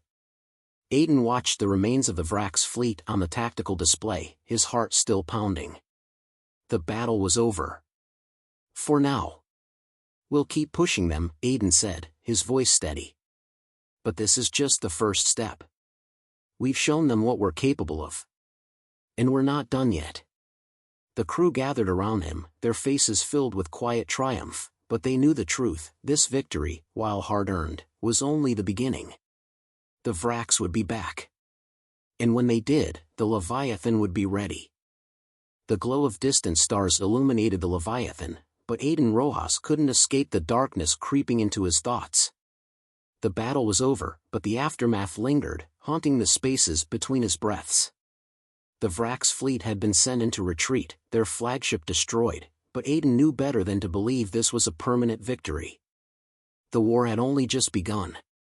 In the dim light of the command center, Aiden stood at the tactical display, his eyes scanning the flickering readouts. The Vrax were regrouping, that much was certain. They were never an enemy to be underestimated. Their strategy was relentless, their technology formidable. But they had made one critical mistake: they hadn't expected the Leviathan to fight back. "Rojas," Kessler's voice interrupted his thoughts. She entered the room, her posture straight, though the weariness in her eyes was evident. "The crews stabilized the ship, but we're still running on fumes. We need to plan our next move. The Vrax will be back, and we don't have much time." Aiden turned to face her, the tension in his chest thickening. "I know. We've got a few hours before they regroup, but that's all we've got. This ship can't handle another full-scale battle. We need a new strategy." Kessler raised an eyebrow, crossing her arms. "What are you thinking?" "We have to go on the offensive. The Vrax think they've won. They're too focused on the destruction of their flagship and their initial defeat. We need to strike them where it hurts, before they have time to recover. Kessler's eyes narrowed as she processed his words. And what exactly do you propose? We don't have the firepower to take on their entire fleet head-on. Not after what we've just been through. Aiden stepped closer to the map, his fingers tracing the scattered remains of the Vrax fleet.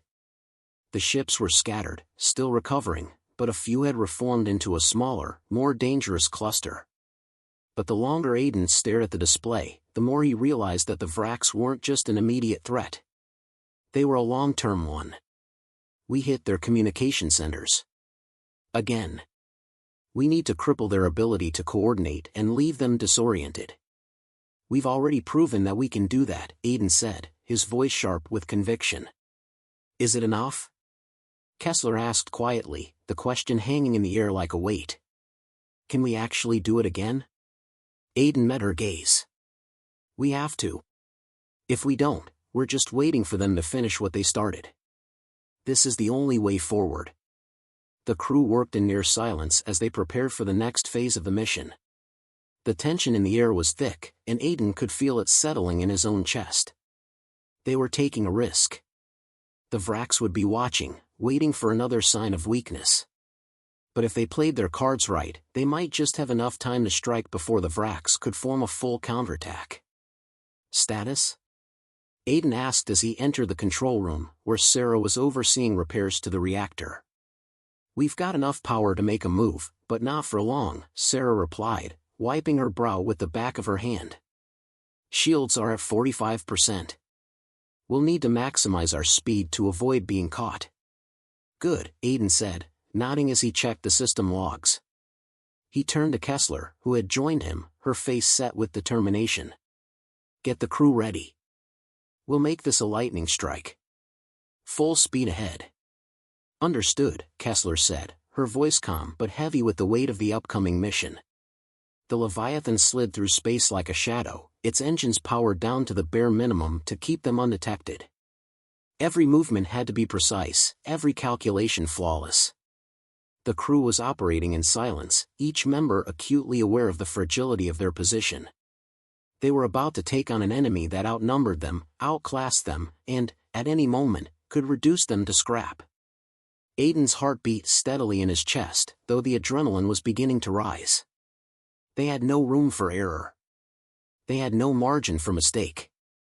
Rojas, Kessler said, her voice low but clear over the comms. We're nearing their communication relay. We'll need to disable their outer defenses first. Aiden's gaze never left the tactical map as he calculated the best course of action. They were close now. Just a few more minutes. Prepare to engage. Weapons are a last resort, though. We don't want them to know we're here until it's too late. The ship shuddered as they approached the Vrax relay station. It was a vast, heavily guarded structure, an ideal target for a stealth strike. The Leviathan was outmatched in every way except one, its unpredictability. They were ghosts in the void of space, and they had the element of surprise. Locking onto the relay's power core, the AI reported, its voice calm despite the tension in the air. We're in range. Aiden took a deep breath, his mind sharp, his fingers steady on the controls. Fire. The energy blast shot forward, a thin beam of light that struck the relay's power core with pinpoint accuracy. For a moment, the entire system seemed to flicker, then, the relay shields collapsed, and a chain reaction ignited. The relay station erupted in a burst of fire and energy, sending a shockwave rippling through space. We've done it, Kessler said, her voice laced with both relief and disbelief. They'll be blind for a while. Aiden allowed himself a brief moment of relief, but the job wasn't done. Not yet. They had made their move, but now they had to disappear before the Vrax could retaliate. Full retreat, Aiden ordered, his voice steady. Move us away from their fleet and cut all emissions. Get us out of here. As the Leviathan slipped back into the shadows, the crew watched in tense silence. The Vrax were disoriented, their ability to communicate shattered. For the first time in what felt like an eternity, the Leviathan was in control. Aiden couldn't help but feel a small surge of pride. They had done it. The plan had worked. Kessler's voice came through the comms, quieter now, tinged with exhaustion. That was too close. We're not out of danger yet. Aiden didn't answer right away. Instead, he stared at the tactical display, watching the Vrax fleet struggle to regroup. He could feel the weight of the war ahead. The Vrax would come again. And next time, they would be ready. This isn't over, Aiden said softly, his gaze fixed on the stars outside. But we've made our mark. We've shown them that we're not just survivors. We're fighters. Kessler didn't respond immediately, but Aiden could hear the weight of her nod over the comms. And as the Leviathan drifted deeper into the blackness, Aiden knew that the war had only just begun. The cold silence in the Leviathan's command center was unsettling. After the chaos of their last encounter with the Vrax, Aiden found it hard to shake the feeling that the storm was still coming. Despite the temporary success of their strike, the enemy was still out there, regrouping and plotting. The Leviathan was patched up, but Aiden knew it was only a matter of time before the Vrax came back in full force. He stood at the console, his fingers resting lightly on the controls, staring at the tactical display as it flickered with information. The Vrax fleet was still out there, scattered, but a new fleet was slowly making its way towards them. It wasn't just their firepower that concerned him, it was their persistence. They wouldn't stop until they had the Leviathan dismantled, piece by piece. Rojas, Kessler's voice broke through his thoughts. Her voice was steady but carried the weight of the uncertainty that lingered in the air. We've got about an hour before the Vrax regroup. What's our next move?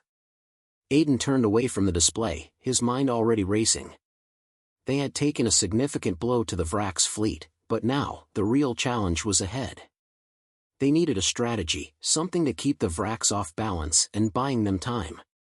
They couldn't keep fighting like this, running on fumes.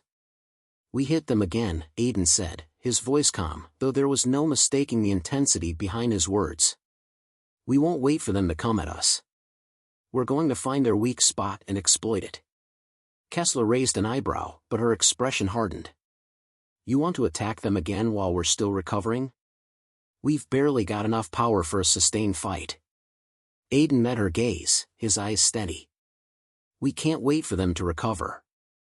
They're going to be back at full strength in no time. We need to disrupt their supply lines, cripple their reinforcements before they even arrive.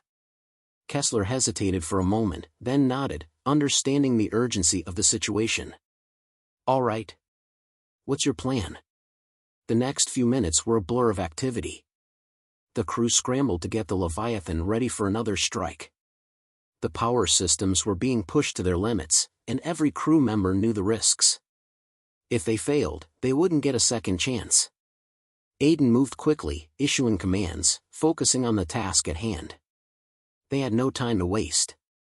Shields are at 35%, Sarah reported, her face etched with concentration as she worked furiously at the console. We can't take another direct hit. I'm routing auxiliary power to the weapons systems, but we'll be running on reserves. That's all we need, Aiden said, his voice unwavering. Just enough to get through this next strike. As the crew worked around him, Aiden's thoughts turned back to the Vrax.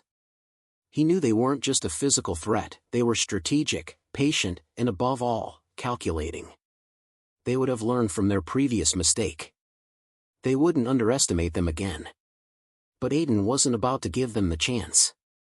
Rojas, Kessler called, drawing his attention. We've detected their movements.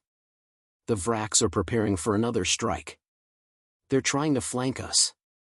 Aiden's heart skipped a beat, but his expression remained unchanged. We won't let them. Get us in position. The Leviathan drifted silently through the void, moving at minimal power to avoid detection.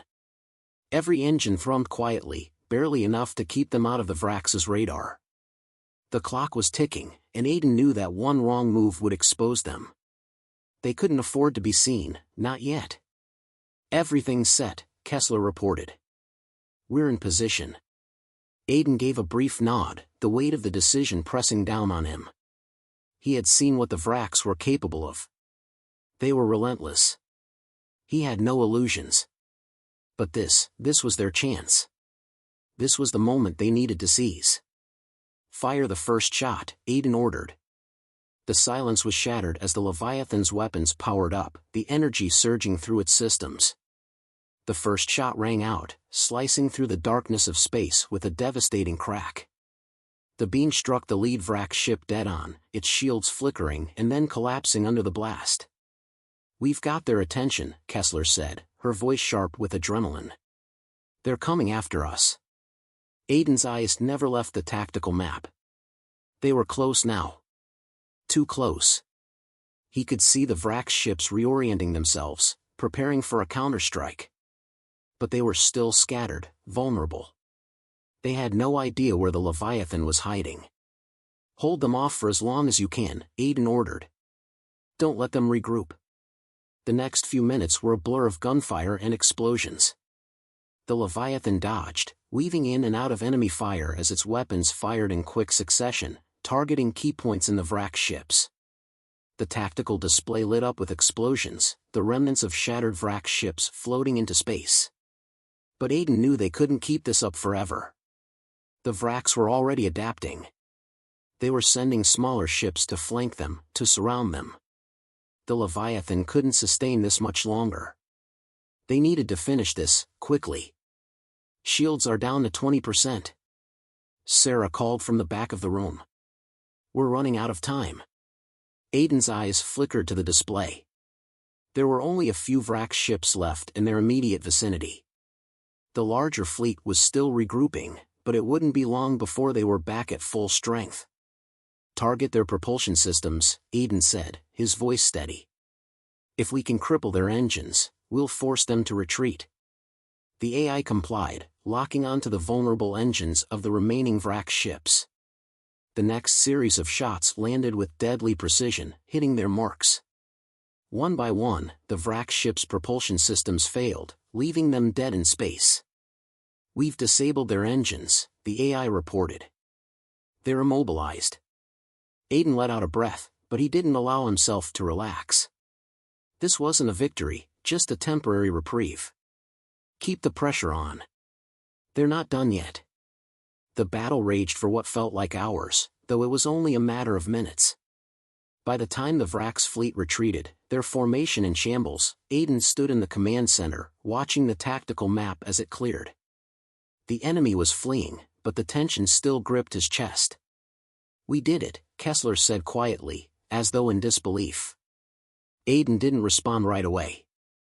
He was too focused on the tactical readouts, watching the Vrax ships retreating into the distance. They had struck decisively, but Aiden knew this wasn't the end. The Vrax would return. They always did. He turned to Kessler. "This is just a temporary victory. We've hurt them, but we haven't broken them." "We'll be ready," she said, her voice steady. "Next time, we'll be ready." Aiden nodded, his eyes on the vast expanse of space outside the viewport. There was no end in sight, not yet. But as long as they had the Leviathan, they had a chance. And he wasn't about to waste it. The Leviathan hung in space, a battered but resolute sentinel, its once mighty hull scarred and groaning under the weight of the battle. The Vrax had retreated for now, but the brief victory felt fragile. Aiden Rojas stood in the command center, watching the stars outside, their distant light doing little to alleviate the tension in his chest. This moment of peace would not last. The quiet buzz of the comms stirred, and Aiden's thoughts broke like a wave against the rocks. Kessler's voice came through, clear but tinged with exhaustion. "Rojas, we're patched up as much as we can be. The systems are holding, but the damage is extensive. We've got about 2 days before the Vrax come back with reinforcements." Aiden exhaled slowly. 2 days. It wasn't enough. "We can't afford to wait. They'll be back, and we need to be ready." The crew of the Leviathan worked tirelessly, the hours blending into one another. The atmosphere aboard the ship was tense, like the stillness before a storm. Aiden moved between engineering bays and the bridge, issuing orders, checking reports, and trying to piece together the broken puzzle of their survival. Every part of him wanted to believe the ship was still more than capable of fighting back. But he knew the reality: the Leviathan was running on borrowed time. "I've rerouted power to the main cannon," Sarah, the young technician, reported. "But it's not sustainable. We're pushing the reactor past its limits. If the Vrax hit us again, it might not hold." Aiden glanced over the report, then met Sarah's eyes. "We don't have the luxury of conserving power. We need to hit them hard, and we need to hit them first." Sarah nodded, her expression resolute but weary. "Understood, Rojas. We'll keep pushing." Aiden stood in front of the command center's large viewport, watching the space beyond as if the answer to his dilemma lay in the stars. The Vrax would return. It wasn't just their military prowess that made them dangerous, it was their predictability. They would regroup, and when they did, they'd strike hard, with everything they had. "Rojas," Kessler's voice broke through again, this time with a sharp edge. "I've been thinking about our options. If we're going to survive this, we need to get ahead of them. We need intelligence, something that tells us where they're going to strike next." Aiden turned to her, his mind already piecing things together. "You're right. We need to hit them where they least expect it.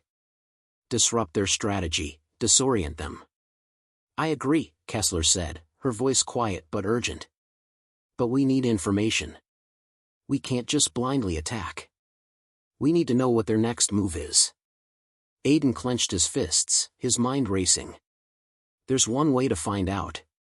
We infiltrate their command network. We get inside their comms and extract their plans." Kessler raised an eyebrow. "Infiltrate? How do you propose we do that?"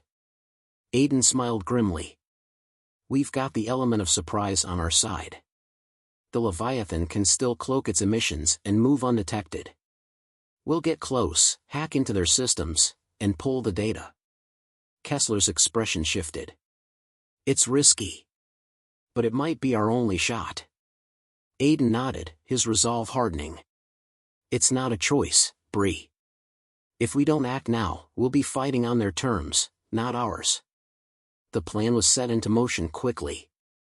The crew worked in near silence, understanding the weight of what they were about to attempt. Aiden oversaw the final checks, moving between the different sections of the ship, ensuring that everything was in place. The stakes had never been higher. "Everything's set," Sarah reported as she finished calibrating the ship's cloaking system. "We should be able to slip past their sensors undetected, but it won't be easy." "We don't need easy," Aiden replied, his voice steady. "We just need to get in and get out." With a final glance at the crew, Aiden turned to Kessler. "Let's move." The Leviathan moved through space like a shadow, barely visible against the endless black. The ship's cloaking system was working perfectly, its emissions at a minimum as they crept closer to the Vrax fleet's outer perimeter. The tension in the air was palpable as the crew prepared for the infiltration. The plan was simple: get close enough to the Vrax's communications hub to hack into their network, extract their plans, and leave before they were discovered. Aiden stood at the helm, his hands tight on the controls. The clock was ticking. Every second they stayed here increased the risk of detection. The Vrax were smart, they knew they had to stay vigilant, but Aiden was betting on their arrogance. They hadn't expected a sneak attack. Kessler's voice came through the comms, low and focused. "We're in position. Ready to begin." Aiden nodded, his eyes scanning the tactical display. "Do it." The crew worked swiftly, with each member executing their part of the plan. Sarah and the engineers had already bypassed the ship's external sensors, and now the communications team was hacking into the Vrax's network. Aiden held his breath as the countdown ticked away. One wrong move and the entire fleet would be on them. "Got it," came the voice of the lead hacker, calm but tense.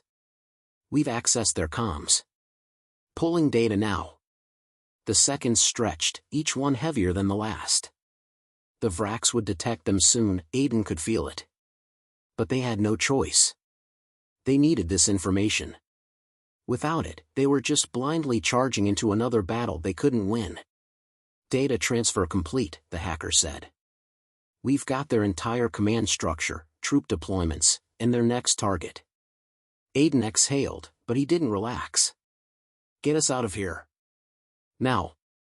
The Leviathan pulled away from the Vrax fleet's perimeter, the engines humming quietly as they returned to the shadows. Aiden's heart was still racing. The mission was successful, but they had to get back before the Vrax realized what had happened. Kessler's voice crackled through the comms, her tone equal parts relieved and cautious. We're clear. For now. Aiden allowed himself a moment to breathe, his fingers loosening their grip on the console. They had what they needed. The Vrax's next move was no longer a mystery. But the war was far from over. We've got their plans, Aiden said, his voice steady. Now it's time to use them. The crew gathered around the command center, the mood somber but resolute. Aiden laid the Vrax data out in front of them, the next steps clear. The Vrax were planning another strike, but this time, they wouldn't be the ones caught off guard. This time, they would strike first. Prepare for the next phase, Aiden said, his voice low but filled with purpose. The Vrax won't stop. But neither will we. Kessler met his gaze, her expression hardening with the same determination that had gotten them this far. No. We're not done yet. And as the crew of the Leviathan prepared for the next battle, Aiden knew one thing for sure, they were just getting started. You said. The stars outside the Leviathan's viewport seemed to mock Aiden Rojas. The peace of the cosmos stretched before him, but it wasn't peace he was after. He was preparing for war. The Vrax would return, and when they did, they wouldn't come in scattered clusters, they would come with everything they had. And they'd be hunting him. Aiden stood in the command center, staring at the display in front of him. The Vrax fleet was moving into position, slowly but surely. The intel they'd extracted from their last mission was now in their hands. They knew where the Vrax would strike next. It was time to act. Kessler entered the room, her boots silent on the metal floor. She gave Aiden a long look, as if trying to measure how far he was willing to go. We've got their locations. Their fleet is coming in strong. It's time to decide. What's the next move? Aiden didn't look away from the screen. We hit them first. We don't give them time to set up. We attack their reinforcement fleet before they can merge with the main force. Kessler raised an eyebrow. You're proposing we engage them in open combat while we're still recovering from the last strike? The Vrax have full knowledge of our capabilities now. They won't take us lightly this time. We've been fighting defensively, always on the back foot, Aiden said, his voice steady, unyielding. We need to change that. We take the fight to them. We hit their weak points before they realize we're coming. Kessler leaned against the console, arms crossed. And if it fails? If we're outmatched? Aiden met her gaze. Then we go down fighting. But we do it on our terms. This is the only way to force them into a mistake. She stared at him for a long moment, then nodded. All right. I'll assemble the crew. We'll need to move quickly. The crew worked with an urgency that felt almost foreign. They had only hours before the Vrax fleet was in striking range. Aiden oversaw the preparations, watching as the engineers scrambled to reinforce the Leviathan systems. Every circuit, every plasma conduit, was pushed to its limits. There was no room for failure. Rojas, Sarah called out, her voice laced with frustration as she ran diagnostics. We're pulling too much from the auxiliary systems. If we overload the reactor, we'll be sitting ducks. Aiden's mind raced as he processed the information. The ship was holding together, but just barely. Cut down the unnecessary power draw. We don't need full systems, just enough to stay mobile and fire. Understood, Sarah replied, her face determined as she adjusted the power flow. By the time the Vrax fleet entered firing range, the Leviathan was ready. The crew had done everything they could with the resources they had. It wasn't much, but it would have to be enough. Aiden stood at the helm, his hands gripping the console. The silence in the room was suffocating. Kessler was at his side, her eyes scanning the tactical display. The rest of the crew moved quickly, every member taking their stations. Aiden knew they all had the same thoughts on their minds. If this failed, they wouldn't get another chance. Rojas, Kessler said, her voice quiet but clear, the Vraks are still forming up. If we're going to catch them off guard, now's the time. Aiden's gaze never wavered from the screen. We're not waiting. Prepare for a full engagement. The ship lurched forward as the engines came to life, sending the Leviathan speeding toward the center of the Vraks formation. The ship's systems hummed, its power systems straining under the stress as they entered attack range. Targeting weapons, the AI's calm voice chimed. Energy reserves at 50%. Weapons primed. Aiden's pulse quickened. He could feel the hum of the ship under his feet, the anticipation of the crew's silent resolve. This wasn't just a battle, it was a turning point. He wouldn't let the Vraks have the final word. Fire. The energy blasts shot forward, their speed blinding as they tore through the dark expanse of space. The first hit slammed into the lead Vrak ship, its shields flickering briefly before collapsing under the force. The Leviathan fired again, hitting another Vrak ship's engine core, sending it spiraling into space. The explosion lit up the darkness like a star being born. We've got their attention, Kessler said, her voice tight. They're responding. Aiden's fingers flew over the console, tracking the remaining ships as they attempted to regroup. He knew the Vraks would counterattack quickly. They weren't amateurs. We need to keep them off balance, Aiden muttered, more to himself than anyone else. Hit their communications array. We've got to break their coordination. The next volley of blasts from the Leviathan hit its mark, striking the Vrak's communication hub. The blast sent shockwaves through their fleet, sending several ships veering off course as they struggled to re-establish contact. They're scrambling, Kessler reported. They can't regroup. Aiden allowed himself a fleeting sense of relief, but he didn't let it distract him. They weren't out of the fight yet. The Vraks were too organized, too strategic to be defeated so easily. Push them harder, Aiden ordered, his voice firm. Focus on their engines. We can't let them escape. The ship's guns roared again, each shot targeted with ruthless precision. One by one, Vrak ships fell, their engines disabled, their shields battered. The battle raged around them, but the Leviathan was in the thick of it, striking from the shadows, always one step ahead. Kessler's voice came through the comms again, her urgency palpable. Rojas, they're regrouping. The lead ship is trying to pull them back together. We need to finish this. Aiden glanced at the tactical display. The Vraks were trying to form a defensive perimeter, but it was weak. Their shields were failing, their coordination shattered. The final Vrak's flagship was trying to organize a retreat, but it was too late. Fire at will, Aiden said, his voice steady. We finish this now. The final barrage of the Leviathan's weapons struck the Vrak's flagship. The impact was catastrophic, engines exploded, shields disintegrated, and in an instant, the flagship was a wreck, its core igniting in a massive explosion. The Vrak's fleet, now leaderless and vulnerable, scattered. We've done it, Kessler said, her voice trembling with a mix of disbelief and relief. Aiden didn't let himself relax. He knew the victory was temporary. The Vraks would regroup, and this wouldn't be the end. But it was a critical step, a sign that they could stand their ground. We've won this battle, Aiden said, his voice soft but filled with conviction. But this war is far from over. Kessler looked at him, a hint of a smile breaking through her exhaustion. We'll be ready. Together. Aiden nodded, his eyes scanning the tactical display. The Vraks had been pushed back, but the real war had just begun.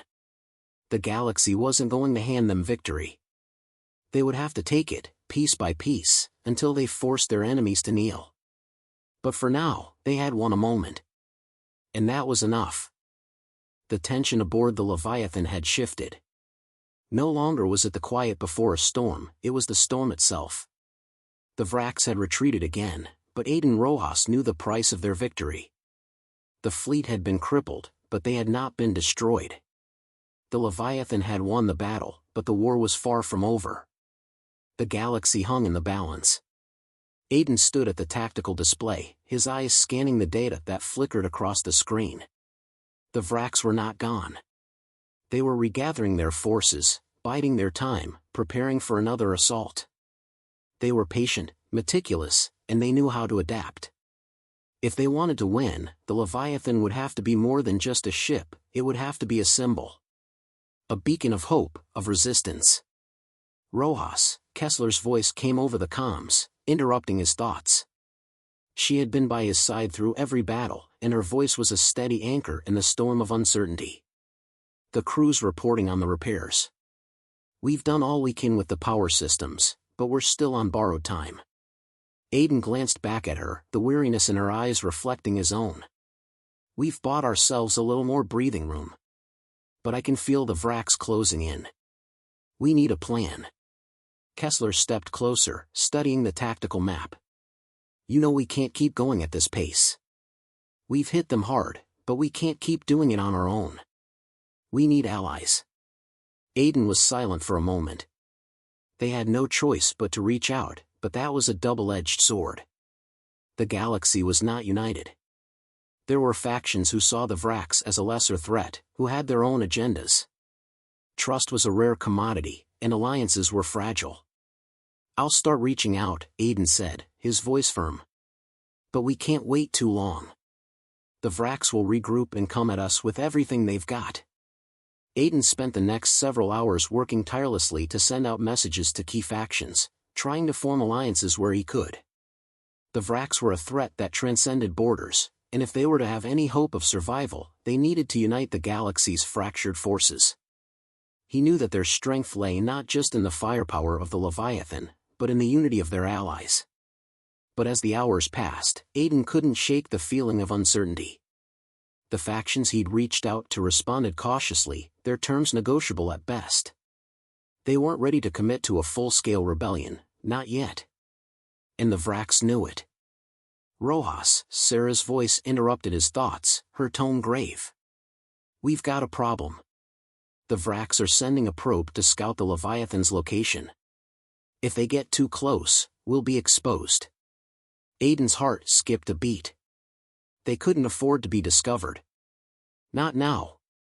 They had no time to waste. Can we disable it? He asked, his voice sharp. We can try, Sarah replied, her fingers flying over the console. But the probe is cloaked. We'll have to get close enough to jam its sensors. Aiden's pulse quickened. If they failed, the Vraks would find them, and their window of opportunity would vanish. Do it. Keep us in stealth mode until we're close enough. For the next several minutes, the Leviathan glided through the darkness of space, its engines operating at minimal power, just enough to stay under the radar. Every crew member was on edge, every eye on the tactical display, watching for the probe's movements. The ship's sensors were strained, trying to detect the faintest blip that could reveal their location. Probe detected, Sarah's voice came through, tight with focus.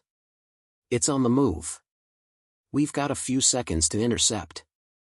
Aiden's heart pounded in his chest. Redirect power to shields. We need to get as close as possible. The ship moved steadily toward the Vraks probe, every second feeling like an eternity. Aiden's gaze never wavered from the screen, watching as the probe's signal grew stronger. They had to act fast.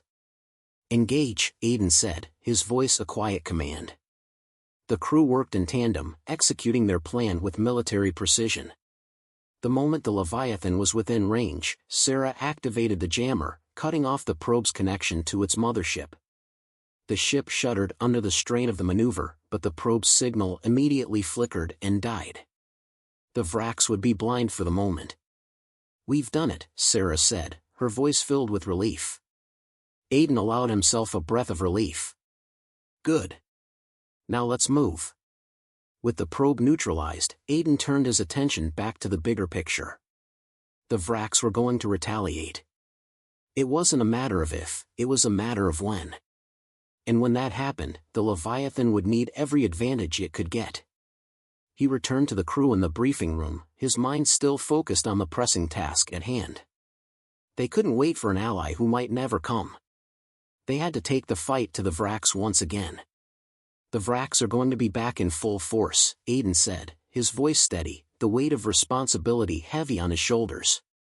We've got the intel, but we need to hit them harder. We need to draw them out and strike at their heart. If we let them regroup, it's over. But if we act now, we can make them bleed. The room was silent for a moment, everyone processing the weight of what Aiden was asking. Finally, Kessler spoke, her voice unwavering. Where do we hit them? Aiden glanced at the map. We take out their supply line. We disable their reinforcements. We cut them off from their ability to sustain a war. We need to hit them hard enough that they can't recover. Kessler nodded. All right. Let's do it. The next few hours were a blur of preparations, but the crew was moving with purpose. Every last ounce of energy was focused on the upcoming strike. There was no room for hesitation. The Leviathan would strike before the Vraks could mount a defense. Aiden watched as the crew finalized their approach. He felt the weight of every decision. The risks were high, but the stakes were higher. The Vraks had shown no mercy. And neither would they. The ship's engines hummed to life as they moved toward the Vrak supply line. Every member of the crew knew what was at stake. The Vraks would retaliate, but if they could take out the supply line, it would cripple the enemy's ability to fight. Prepare for engagement, Aiden said, his voice low, full of purpose. This is our chance. As the Leviathan surged forward, Aiden's mind was clear. The Vraks had been relentless. But today, the Leviathan would make them regret ever crossing their path. Aiden Rojas stood at the helm of the Leviathan, his eyes locked on the tactical display. The Vraks' fleet was closer now, and the time to strike had arrived. They had made their move, and there was no turning back. The supplies they had stolen from the Vraks' own networks were their trump card, their shot at breaking the enemy's heart. The Leviathan was battered, its hull scarred, but it still held together. The crew was pushing everything they had into the ship, knowing that this would be their final chance to hit the Vraks before they regrouped fully. Rojas, Kessler's voice came over the comms, calm yet edged with urgency. We're in position. But we don't have long before they realize we're here. Once they do, we'll be surrounded. Aiden's grip tightened on the console. The decision to go after the Vraks' reinforcements had been difficult, but it was the right one. If they could knock out their supply lines, they would cripple the Vraks' ability to wage war. It was their best shot at stopping the relentless advance. We can't wait for them to make the first move, Aiden replied, his voice steady, though his pulse was racing. Activate the secondary weapons. We strike first. The ship shuddered beneath Aiden's feet as the Leviathan surged forward. The engines hummed with raw power, each thrust pushing the ship into enemy territory. They were operating in stealth mode, silent, unseen. Every moment was a gamble. Aiden knew the Vraks wouldn't be fooled for long. They were on the cusp of discovering the Leviathan's presence. Sarah, who had been working tirelessly to keep the ship's systems intact, called out from the rear of the room. Rojas, we've got incoming fire. They've spotted us. Shields are holding, but just barely. Aiden cursed under his breath. He'd known they wouldn't be able to hold off detection for long. The Vraks had eyes everywhere. Still, there was no turning back now. Return fire. Aiden shouted, his voice cutting through the chaos. Focus on their supply ships. They're the weak point. The first energy blast from the Leviathan tore through the darkness, slamming into one of the Vraks' supply ships.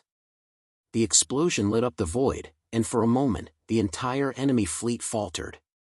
Direct hit, Kessler confirmed, her voice taut.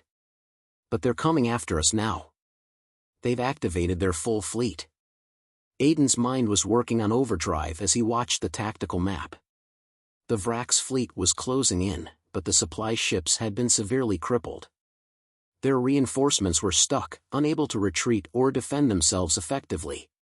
Keep them off balance, Aiden said through gritted teeth, eyes scanning the display. Fire again. And keep the shields up. We're not done yet. The Leviathan fired relentlessly, its weapons punching through the Vraks' lines with precision. Every shot was calculated, each blast designed to knock out key systems before the enemy could react. The ship's core groaned under the strain, but it held together. The Vraks weren't prepared for the aggressive assault. They were disorganized, scrambling to respond to the sudden onslaught. Kessler's voice came through, a note of surprise in her tone. They're retreating. The supply fleet's falling apart. They can't maintain their position. They're scattering. Aiden couldn't let his guard down. The victory wasn't theirs yet. Don't stop. We've got one shot at this. The battle escalated quickly. The Leviathan tore through the remaining Vrak supply ships, its weapons firing non-stop, systematically crippling the enemy's ability to resupply their fleet. But the Vraks weren't about to go down quietly. They fought back with desperation, sending wave after wave of smaller, faster ships to engage. Aiden's eyes flicked over the status screens, his heart pounding. He was watching the Leviathan's energy reserves drop with every blast. The ship couldn't take much more of this, but neither could the Vraks. We're running low on power, Sarah warned. We need to fall back or we'll be sitting targets. Not yet, Aiden replied, his jaw set. We've got them on the ropes. Hold them off for just a little longer. A surge of energy cracked through the air as another blast from the Leviathan hit its mark, crippling another Vrak supply ship. The enemy fleet was starting to crumble, their once impressive formation now in disarray. The Vraks were retreating, unable to coordinate their forces effectively. Kessler's voice came through again, quieter this time. We've done it. Their supply line is broken. They're pulling back. Aiden leaned back in his chair, his breath coming in heavy gasps. They had done it. The Vraks' ability to sustain their forces was shattered. The supply line had been destroyed. But the battle wasn't over, not by a long shot. Get us out of here, Aiden ordered, his voice firm. We can't risk staying too long. Let's make sure they can't track us. The Leviathan slipped back into the shadows, its engines cutting to a low hum as they made their escape. The crew was silent, save for the occasional soft murmur of confirmation. They had won, but there was no time to celebrate. The Vraks would be back, of that Aiden was certain. But for now, they had bought themselves a precious advantage. Aiden's hands rested lightly on the controls as he stared at the fading Vrak's fleet on the tactical display. The damage was done. They had struck at the heart of the enemy's logistical operations, and that would hurt them for a long time. Kessler came to stand beside him, her expression a mixture of exhaustion and determination. We did it, Rojas. But what now? They won't forget this.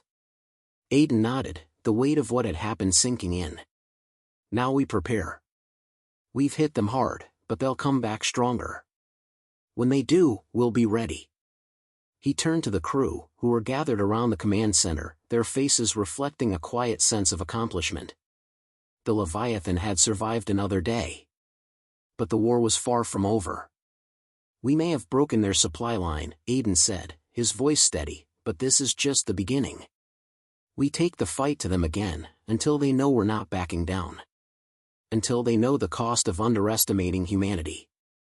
And as the crew of the Leviathan prepared for the next step in their campaign, Aiden couldn't help but feel the cold weight of the road ahead. The Vraks were relentless. But so were they. And they would not stop until victory was theirs. The stars outside the Leviathan glowed coldly, as distant and indifferent as the threat the ship now faced. Aiden Rojas stood at the command console, his eyes scanning the tactical display with a laser focus. The Vraks had regrouped, and their fleet was on the move once again. The advantage they had fought for, clawed for, was slipping through their fingers like sand. Kessler entered the command center, her footsteps echoing in the tense silence. Her expression was resolute, but even she couldn't mask the concern in her eyes. The Vraks were not just relentless, they were adaptable, their capacity for rapid recovery far more advanced than expected. We've got incoming, Kessler said, her voice steady but tinged with frustration. Their fleet is growing by the hour. They're funneling resources into rebuilding their command ship. Aiden glanced at the map. It was all too clear. The Vraks weren't just sending ships, they were preparing to strike at the Leviathan's heart. This wasn't just a skirmish anymore. This was going to be a full-scale confrontation. "We need to hit them before they hit us," Aiden muttered, more to himself than to Kessler. His thoughts raced, trying to find an opening. They had already crippled the Vrak supply line, but that was just a temporary setback. They had to disrupt their next move, or the Leviathan would be caught off guard again. "Can we push the ship's systems further?" Aiden asked, already knowing the answer but needing to hear it anyway. Sarah's voice came through the comms, crackling with static but still clear. "We're operating at maximum capacity, Rojas. If we push any harder, we'll risk overloading. We'll be sitting ducks." Aiden clenched his jaw, but the resolve in his voice never wavered. "We don't have the luxury of waiting. Prepare the secondary weapons array. We need to slow them down long enough to make our move." The crew worked in tense silence, the usual chatter replaced by the hum of systems being pushed to their limits. Every crew member knew what was at stake. This wasn't just a fight for survival anymore. This was a fight for the future, for control of the galaxy itself. Aiden moved to the central console, his fingers brushing against the cold metal. It had been a long road to this point, but the time for indecision had passed. He had no choice now but to make a final stand. "Rojas, we're ready," Kessler's voice came through, a slight edge to it. The crew had done their part. Now it was time to do his. Aiden nodded, his mind sharp as he turned toward her. "Take us in. Full power to weapons. Engage the enemy." The Leviathan roared to life, its engines humming with barely contained power as the ship surged forward. The Vrak's fleet was closing in, and Aiden had no illusions about what they were capable of. They were bringing everything they had. But this time, Aiden was determined that it wouldn't be enough. Kessler stood at the helm, her hands steady on the controls, her focus unwavering. "We're in position," she said, her voice tight with concentration. "They're closing fast." Aiden watched the tactical display as the Vrak ships moved in. They were faster, better coordinated, and more powerful than ever before. But they had underestimated the Leviathan again. "Fire," Aiden commanded. The energy beams from the Leviathan tore through space, cutting into the heart of the Vrak's fleet. The first blast hit its mark, taking down a Vrak ship in a flash of light. But the Vraks were quick to retaliate. Energy blasts rained down on the Leviathan, shaking the hull and sending the crew scrambling to maintain stability. "We're taking heavy fire," Sarah reported. "Shields are holding, but we can't take much more." Aiden's hands clenched into fists. He couldn't afford to lose now, not after everything they'd fought for. "We need to keep pushing. We can't give them a chance to regroup." He scanned the tactical display, looking for weaknesses in the Vrak's formation. They were still too strong, too organized. But there had to be a crack. There had to be something. "We've taken down one of their ships, but there's more coming," Kessler said, her voice calm despite the chaos.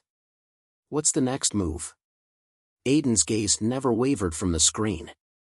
He was calculating, weighing every option, every possible outcome. Finally, his lips parted, and his voice was firm, resolute. "Target their engines. Disable their mobility. They can't fight without the ability to move." The Leviathan fired again, the blast slamming into a Vrak ship's engine core, tearing it apart in a blinding explosion. The remaining Vrak ships faltered, their formations breaking apart as their propulsion systems went offline. "Direct hits," Sarah confirmed, her voice breathless with relief. "Their ships are immobilized. They can't maneuver." But the battle wasn't won yet. The Vraks would fight until the last ship, and Aiden knew that. He couldn't let his guard down. "Keep the pressure on them," Aiden commanded, his voice cold with determination. "We finish this now." The fight raged on, and for every Vrak ship the Leviathan took down, another took its place. But now, the Vraks were disorganized. They couldn't respond quickly enough, couldn't adapt in time. It was the opening the Leviathan needed. "Rojas, they're retreating," Kessler said, her voice edged with disbelief. We've broken their formation. They're pulling back. Aiden stood still for a moment, staring at the screen. The Vraks were retreating, but he knew this wasn't the end. They would regroup. They would adapt. But for now, the Leviathan had succeeded. He let out a breath, the tension in his body unwinding, but he wasn't finished. Not yet. Prepare to follow them, Aiden said, his voice steady. We're not letting them escape. The crew scrambled into position, the ship shifting as the Leviathan pursued the retreating Vraks fleet. Aiden was calm, focused, his eyes never leaving the tactical display. The Vraks had been pushed back, but the battle wasn't over yet. We've won this round, Kessler said quietly, watching Aiden. But they'll be back. Aiden's lips curled into a grim smile. We're ready for them. This isn't over. We fight until they know we're not backing down. He turned to the crew, the weight of the moment pressing on him. This was just one step. They've learned to fear us today, and they'll learn to fear us again. We're not done yet. As the Leviathan pursued its enemies through the stars, Aiden Rojas knew one thing for sure: no matter how hard the Vraks came, humanity would keep fighting. And in the end, that would be enough. The engines of the Leviathan hummed steadily, its hull gliding silently through the dark expanse of space. Aiden Rojas stood at the helm, his hands resting lightly on the console. His gaze flickered between the tactical display and the stars outside. The battle they had just fought, against the Vraks, was far from over, but in this brief moment of respite, it almost felt like they had won. But Aiden knew better. The Vraks were a relentless enemy. They would regroup, adapt, and strike back harder than ever before. And the only thing standing between them and victory was the Leviathan and the crew that still held on, pushing forward through the chaos. Rojas, the Vraks are still retreating, but I don't like how quiet it is, Kessler's voice interrupted his thoughts. They're planning something. It's never this easy. Aiden turned toward her, his expression firm. I know. But they won't get another chance. We've crippled their supply lines, but we can't stop now. We need to hit them again, before they can reassemble.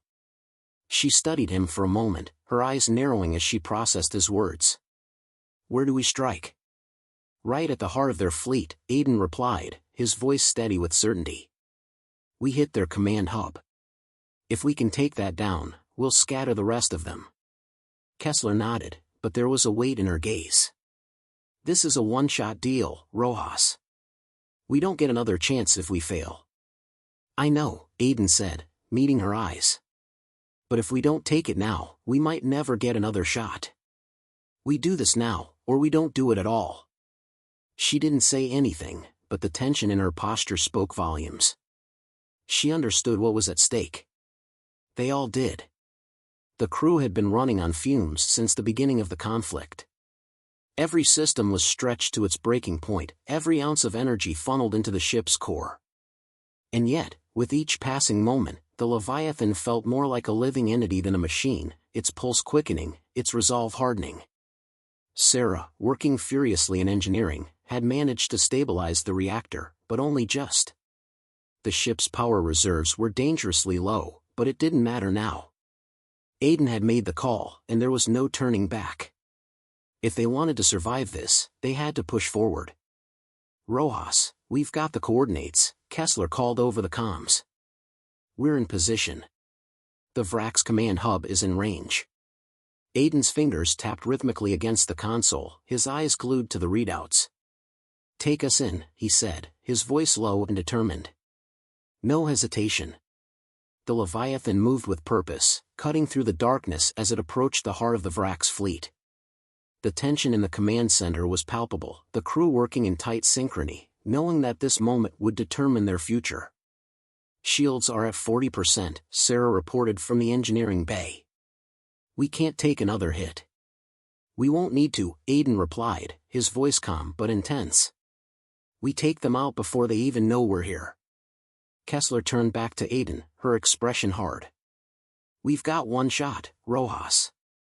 We're not coming back from this if it fails. I know, Aiden said again, his gaze unwavering. We finish this now. The Leviathan slipped into the heart of the Vrak's formation, its stealth systems keeping it hidden from enemy sensors. They were close, too close, and Aiden could feel the tension building in his chest. The Vraks were powerful, but they weren't prepared for the Leviathan's assault. Not this time. "We're in range," Kessler said, her fingers flying over the controls. "Ready to engage." Aiden took a deep breath. Fire. The first blast ripped through the void, slamming into the Vrak's command hub with devastating force. The impact was immediate, shields collapsed, and the structure began to fragment, its core systems exploding into a burst of blinding light. The Leviathan didn't hesitate. They had struck hard, and now they needed to finish what they started. The Vrak's fleet was thrown into disarray as the command hub fell apart. But they were far from finished. The remaining ships regrouped quickly, sending waves of energy fire toward the Leviathan. "They're retaliating," Kessler shouted, her voice sharp with urgency. "Shields at 30%. We can't take much more." "Keep pushing them," Aiden said, gritting his teeth. "We can't stop now. Target their propulsion systems. Disable them." The weapons fired again, the energy beams slamming into the engines of the Vrak ships. One by one, their propulsion systems began to fail, leaving them vulnerable in the vastness of space. "We've taken down their mobility," Sarah reported. "They're dead in the water."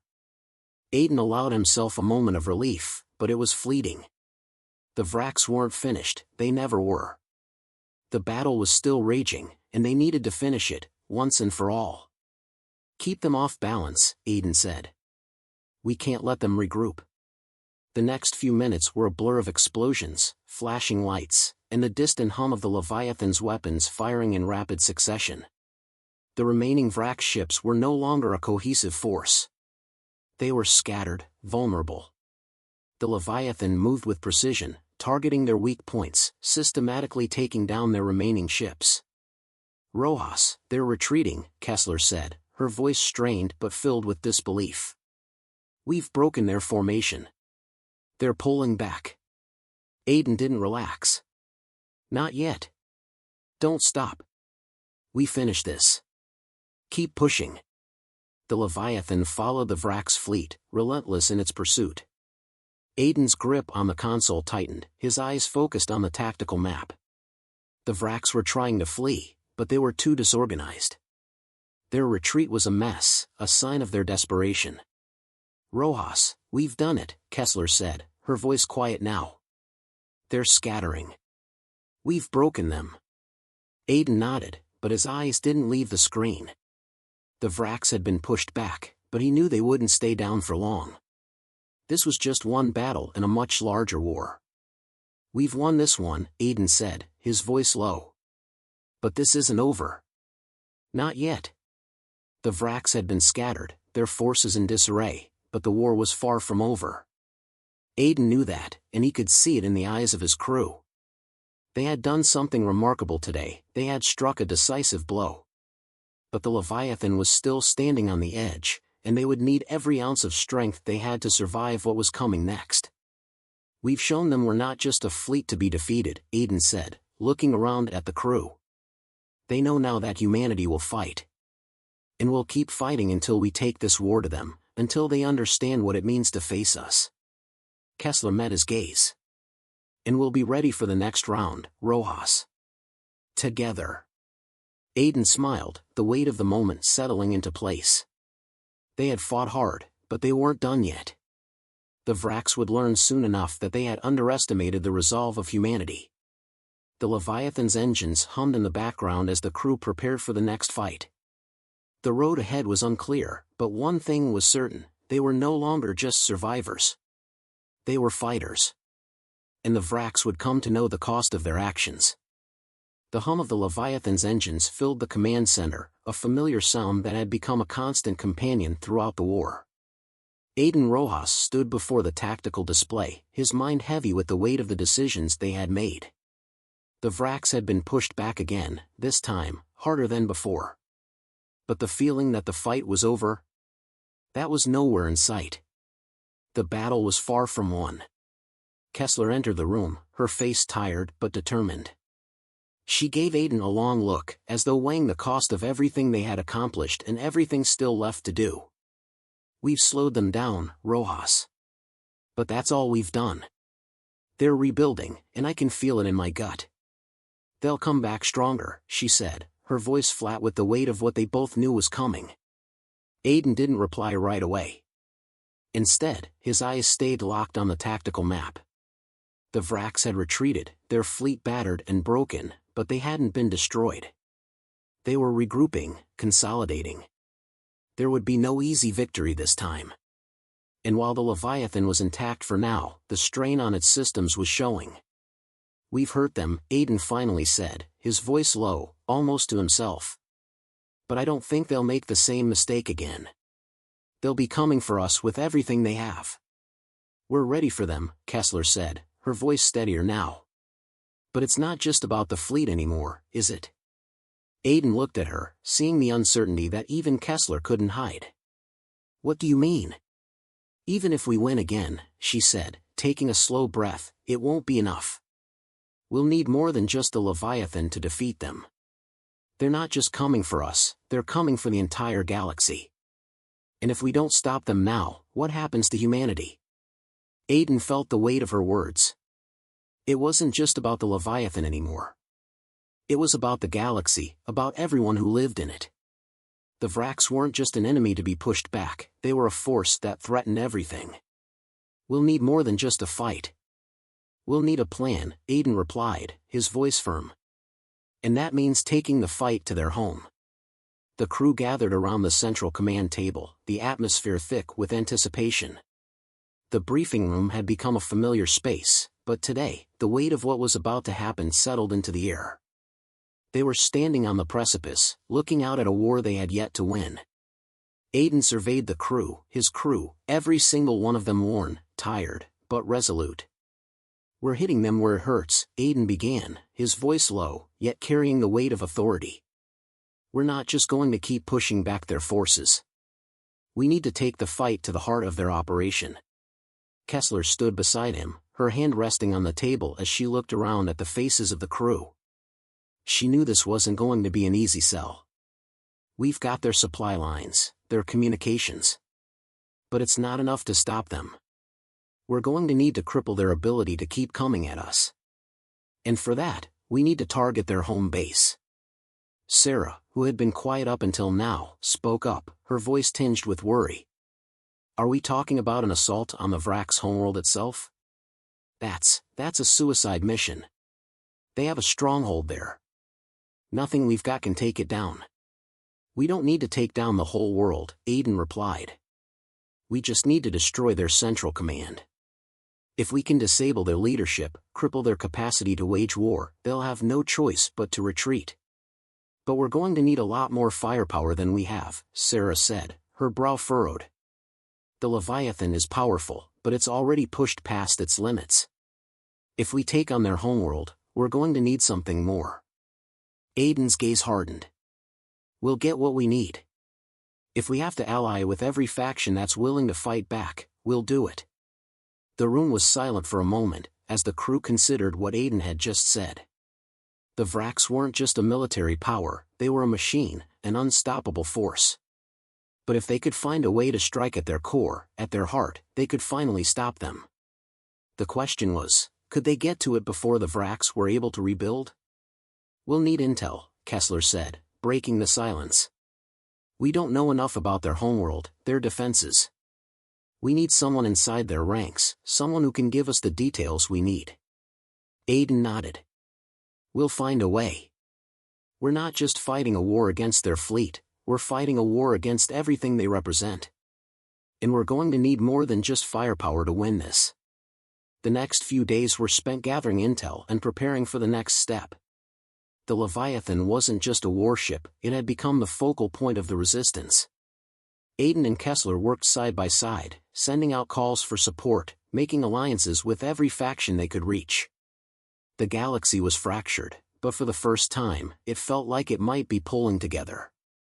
The crew was exhausted, their nerves on edge, but there was no room for doubt now. They knew the risks.